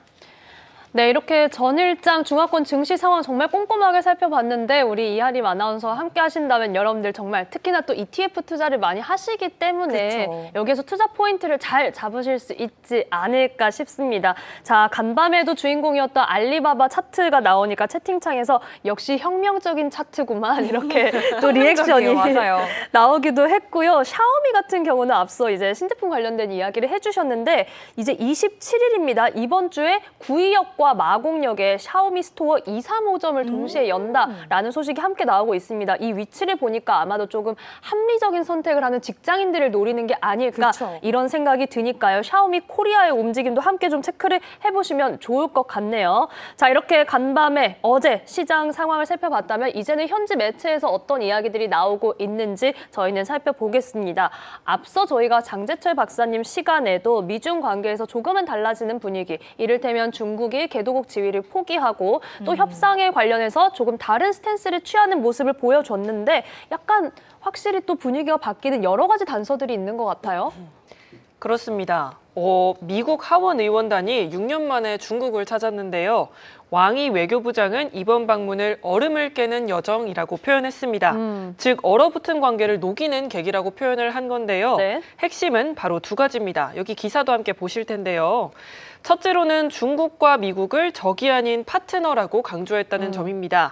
최근 미중 관계가 흔들리던 가운데 최고 외교수장이 이렇게 직접 발언을 했다는 건 정말 시장에 안정감을 주는 시그널입니다. 둘째로는 또 대만 문제에 대해서는 미국에게 정치적 약속을 지켜달라고 말했습니다. 여기서 미국이 정치적 약속을 지키라는 말은 사실상 하나의 중국 원칙을 따르라는 말입니다. 네, 대만의 무기 판매도 해왔고요. 또 대만과 정치적 교류를 하는 것을 못마땅하게 봤던 거죠. 그리고 대만을 독립된 국가로 보는 것을 굉장히 불만스럽게 생각을 했던 것 같습니다. 이번 내용이 굉장히 민감한 사안인데요. 양국이 직접 대화의 창을 열었다는 것만으로도 사실 의미는 크다고 생각합니다. 투자자 입장에서는 또 어떤 의미가 있을지 보겠습니다. 네. 미중 간의 대화가 재개됐다는 것만으로도 사실상 지정학적 리스크 프리미엄이 낮아질 수 있습니다. 특히 무역과 제재 이슈에 민감한 대외 의존도가 큰 업종 전반, 가령 수출 비중이 높은 기술이나 제조업, 또 소비재 업종이 긍정적 신호로 해석이 될 수 있겠습니다. 이번 회동은 갈등에서 대화로 작은 전환점을 보여줬다는 점에서 투자자들이 눈여겨봐야 하실 것 같습니다. 네, 이렇게 지금 전반적으로 분위기가 좀 바뀌고 있는 부분들 체크를 해봤습니다. 자, 이번에는 저희가 중국 증시에서 또 주목을 받았던 섹터를 확인을 해볼 텐데 확실히 에너지 관련해서는 정책적인 이야기도 많이 나왔었고요. ESS가 또 한번 키워드로 좀 떠오르는 것 같아요. 그렇습니다. 어제 중국 증시에서는 반도체 못지않게 이 ESS 업종이 굉장히 떠올랐는데요. 이 대표주인 양광전원 함께 보실 텐데요. 양광전원이라는 이 종목이 장중에 6% 넘게 뛰었고요.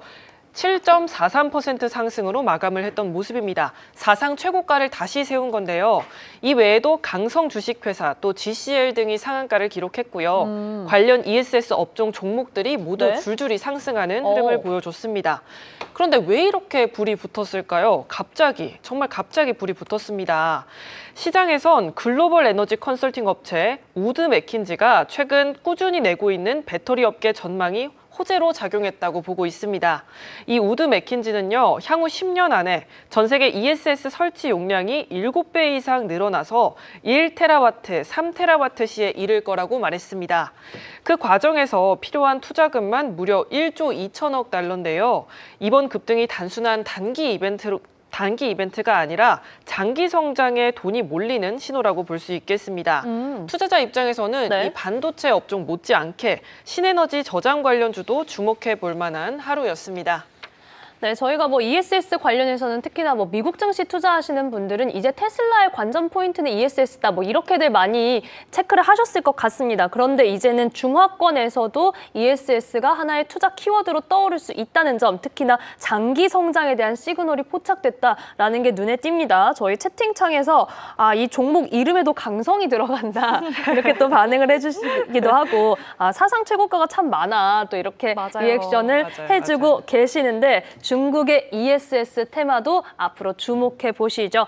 자, 이번에는 또 주인공 알리바바, 앞서 우리 이하림 아나운서도 이슈를 전해줬지만 여기에 돈나무 언니가 또 돌아왔습니다. 네, 그렇습니다. 어제 홍콩 증시에서 알리바바가 장중 6% 넘게 뛰었고요. 무려 2021년 10월 이후 최고치를 찍었습니다. 3년 만에 보는 강한 반등인데요. 함께 기사를 또 보겠습니다. 네. 배경에는 상징적인 인물이 있습니다. 방금 말씀해 주셨던 돈의 여왕 캐시 우드입니다.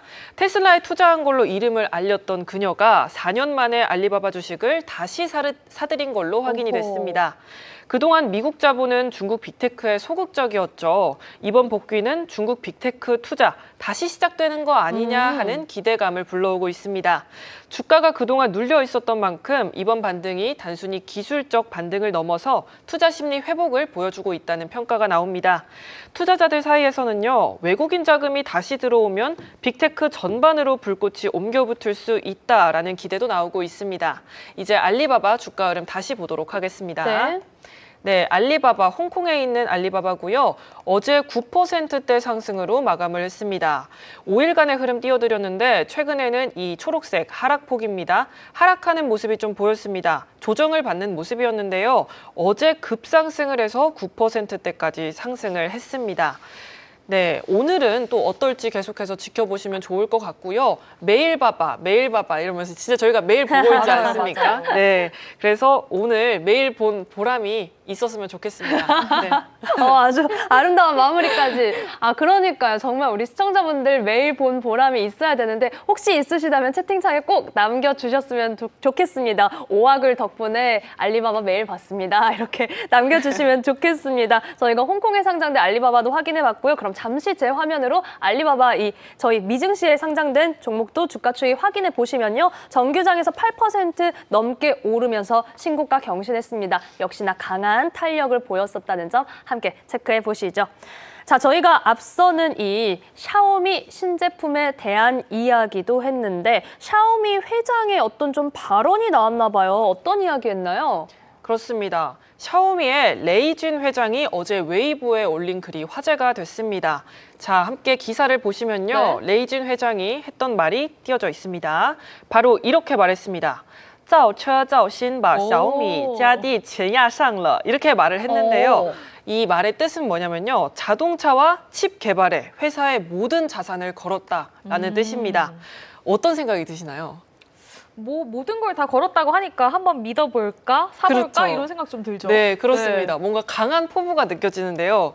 저는 살짝 이태원 클라스의 박세로이 느낌도 약간 살짝 오그라드는 느낌. 믿어주십시오 이런 느낌인가요? 모든 걸 다 걸었다. 네, 이게 약간 너무 약간 그런 오그라드는 느낌이 좀 있는 것 같은데 아무튼요. 레이준 회장은 압박감을 또 이렇게 비유를 했습니다.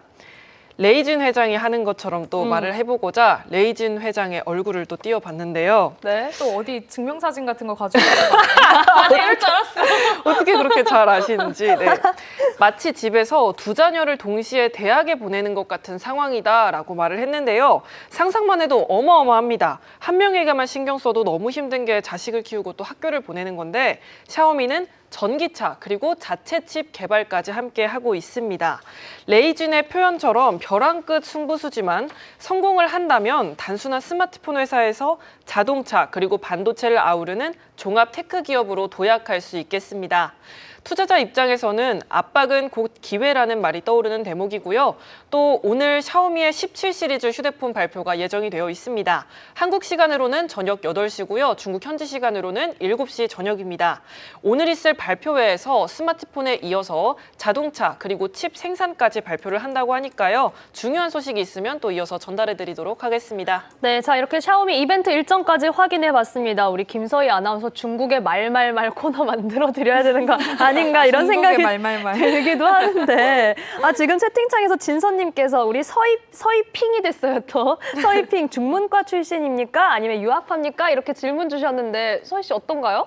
저는 중국학이랑 경제학을 같이 전공을 했고 국내에서 네, 베이징 대학교에 1년 정도 교환학생을 또 다녀왔습니다. 와 정말 아주 멋진 모습을 조이까지 보여주고 있는 우리 김서희 아나운서고요. 앞서 우리가 이하림 아나운서랑 알리바바 잠깐 얘기할 때 지금도 뭐 사도 되나요? 너무 많이 오른 거 아닌가요? 그쵸. 이런 얘기를 하셨다고 했는데 오늘 이 캐시우드의 움직임이 또 하나의 좀 단서, 투자 타이밍에 대한 단서가 되지 않을까라는 생각도 드니까요. 앞으로도 여러분들 매일매일 저희 두 사람의 내용 꼼꼼하게 체크해 주시기 바랍니다. 이하림 아나운서, 김서희 아나운서와 어제 시장 그리고 현지 매체 이슈들 살펴봤습니다. 수고하셨습니다.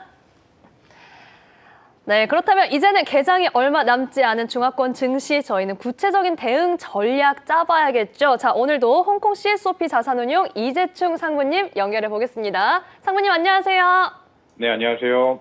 네, 상무님 반갑습니다. 자, 이렇게 항상 상무님의 목소리를 들을 때마다 마음이 차분하게 가라앉으면서 오늘 중화권 정말 또 어떤 흐름이 가져갈까 기대하게 됩니다. 어제도 시장 좋았고 알리바바가 또 한 번 주인공이었는데 어제장 리뷰부터 부탁드립니다.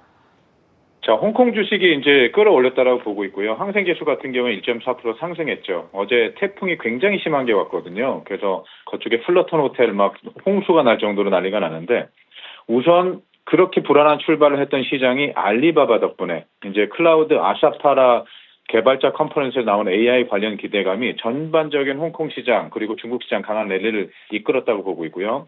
알리바바 9.2% 상승했습니다. 그리고 4년 만에 최고가 경신이고요. 저희가 봤을 때는 그 요인은 엔비디아와 물리적 AI 소프트웨어 협업을 확인했고, 그 다음에 기존 3,800억 위안 투자에서 더 투자를 한 CEO의 발언들, 그리고 이제 자사의 AI 모델인 이제 QN Max 출시가 됐고요. 그래서 이런 이유 때문에 알리바바 호재가 굉장히 어떻게 보면 전체 업종을 끌어올렸다고 보시면 될 것 같아요.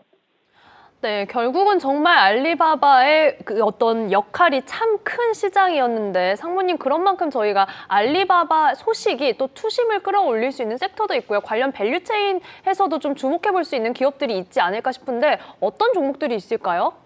그렇죠. 대표적으로 AI가 투자가 된다 그러면 데이터 센터나 아니면 반도체주 굉장히 긍정적이죠. 그래서 데이터 센터 관련주인 GDS가 어제 6.6% 상승했고요. 이는 이제 알리클라우드가 이제 브라질이나 프랑스, 네덜란드의 데이터 센터를 건립할 계획이라는 것 때문에 그거에 대한 수혜 기대감 때문이고 반도체 업종도 동반 상승했습니다. 그래서 전체 섹터는 5.3% 정도 상승했고요. 이는 이제 실리콘 웨이퍼라든가 아니면 메모리 칩 가격 인상이 기대되고 그리고 역시 미국에서 마이크론이 강력한 실적을 보냈죠. 그래서 알리바바의 AI 투자 확대 약속이 굉장히 긍정적인 심리로 반응했다고 보고 있고요. 스믹 5.7% 상승했고 이제 반도체, 화홍 반도체 홍콩에서 3.9% 상승해서 그 전체 반도체 섹터 주도를 했고요. 또한 좋은 뉴스는 뭐냐면 TSMC가 2나노 공정칩 가격을 최소 50% 인상할 계획이라는 보도가 있었고 삼성전자도 D램과 낸드, 메모리칩 가격을 최대 30% 인상할 것이다라고 보도가 있었거든요. 그래서 전반적인 반도체 섹터 그들의 또 영업이익도 좋아질 것이다라고 보시면 되고요.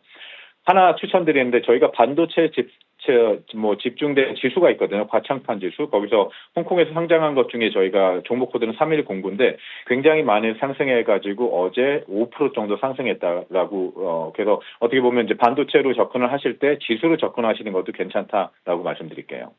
네, 반도체에 대한 긍정적인 전망과 함께 지수로 접근해보자. 과창판 지수가 정말 어제 장에서도 좋았는데 이에 대해서 저희는 계속해서 꼼꼼하게 좀 관심 있게 지켜봐야 될 것 같습니다. 자, 여기에 어제 시장에서는 태양광 섹터도 좀 웃는 흐름을 보였는데요. 태양광 섹터 어떤 이슈 있었나요? 어제 태양광 전체 업종은 2.1% 상승하면서 반등에 성공했는데요. 사실 태양광 과거에 굉장히 좋은 테마였죠. 근데 아마 중국 전반적인 경제나 아니면은 그리고 이제 그 태양광의 과잉 경쟁 그리고 과잉 생산 때문에 문제가 있었는데 요즘 다시 중국 이제 에너지 당국자가 공급과 수요의 불균형 문제를 해결하면서 재생에너지 분야에서 고품질 그리고 경쟁력 있는 성장을 촉진한다고 강조해서 태양광이 다시 각광을 받습니다. 그리고 또 오늘 아침 같은 경우에는 이제 시진핑 주석이 어제 나온 뉴스긴 한데요. 그래서 이제 신재생 에너지 관련해서 우리가 얘기하는 카본 뉴트럴라이제이션 그거를 굉장히 달성하겠다 다시 한번 발표하면서 중국 전반적인 신재생 에너지 굉장히 어떻게 보면 다시 부각을 받을 거라고 보고 있고요.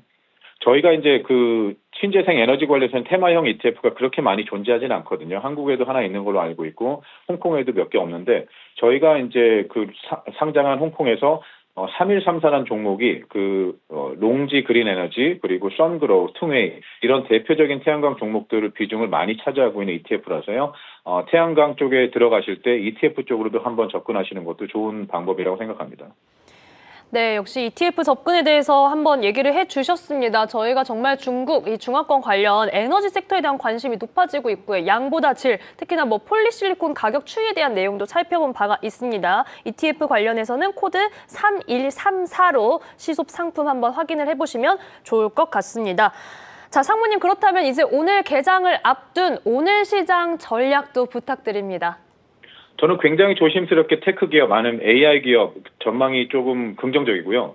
왜냐하면 우선 대규모 AI 투자 기획을 진행한다는 거는 그 기업 시장 가치 상승에 굉장히 기여를 했었거든요. 그래서 AI에 막대한 자금이 투입하는 기업에 어떻게 보면 투자 자금이 몰리고 있고 거기서 엔비디아, 알리바바 같은 기업들이 투자 계획을 발표하는 시장 가치가 굉장히 증가했거든요. 그래서 AI 투자에 대한 열광 같은 경우는 과거에 미국 기업 한번 비교해 볼게요. 메타나 마이크로소프트, 알파벳, 아마존 같은 기업들도 굉장히 상승 효과를 주어서 중국도 같은 효과가 있을 것이다. 전반적인 AI 그리고 그와 관련된 관련 산업들이 굉장히 좋아질 것이다라고 저는 생각하고 있습니다. 그래서 또 이제 좋은 뉴스도 몇 개 나왔죠. 종목별로. 이제 샤오펑 같은 경우에는 전기차 제조업체인데 싱가포르, 말레이시아, 태국의 충전소를 개설해서 네트워크를 3,800개 이상의 충전기와 연결되게 만들었다. 이런 소식 나왔고요.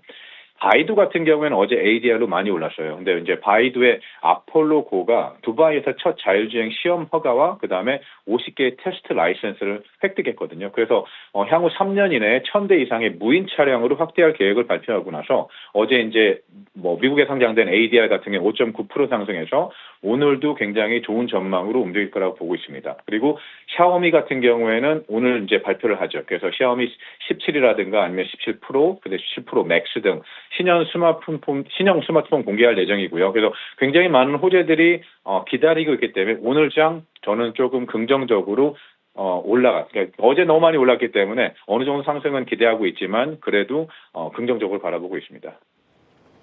네, 이렇게 빅테크, 테크주에 대해서는 AI 키워드로 다시 한번 기대감 전해주셨고요. 샤오펑과 바이두 이야기까지 해주셨습니다. 상무님 보내드리기 전에 한 가지만 정말 짧게 여쭐게요. 저희 채팅창에서 이 하이닉스 상품도 시소 아닌가? 이렇게 지금 기다리고 계신 분도 계시거든요. 5월에 삼성전자 레버리지 ETF 출시 이후에 하이닉스도 좀 기다리고 계시는 분들이 있는데 이에 대한 기대감 저희가 계속 가져도 좋을까요? 노 코멘트입니다. 지금 공개가 안 되기 때문에요. 제가 나중에 공개할 수 있을 때 공개해드리겠습니다. 10월 달에 공개해드릴게요. 너무나 기다리겠습니다. 더군다나 저희가 또 상무님을 이 스튜디오에 모시는 그 날도 제가 진심으로 너무나 많은 시청자들과 함께 기다리고 있으니까요. 상무님 오늘 말씀도 정말 감사드립니다. 자, 홍콩 CSOP 자산운용 이재충 상무님과 함께했습니다. 오늘 말씀 고맙습니다. 네, 감사합니다. 네, 저희는 이렇게 곧 개장할 중화권 증시 대응 전략까지도 함께 짜봤습니다. 테크 AI주에 대한 긍정적인 관점은 다시 한번 확인했으니까 참고해 보시고요. 잠시 후 10시부터 이어지는 아시아 증시 라이브 실시간 시황도 많은 시청 부탁드립니다. 저희는 내일 아침 8시에 다시 찾아뵐게요. 오늘도 함께해 주신 여러분 고맙습니다.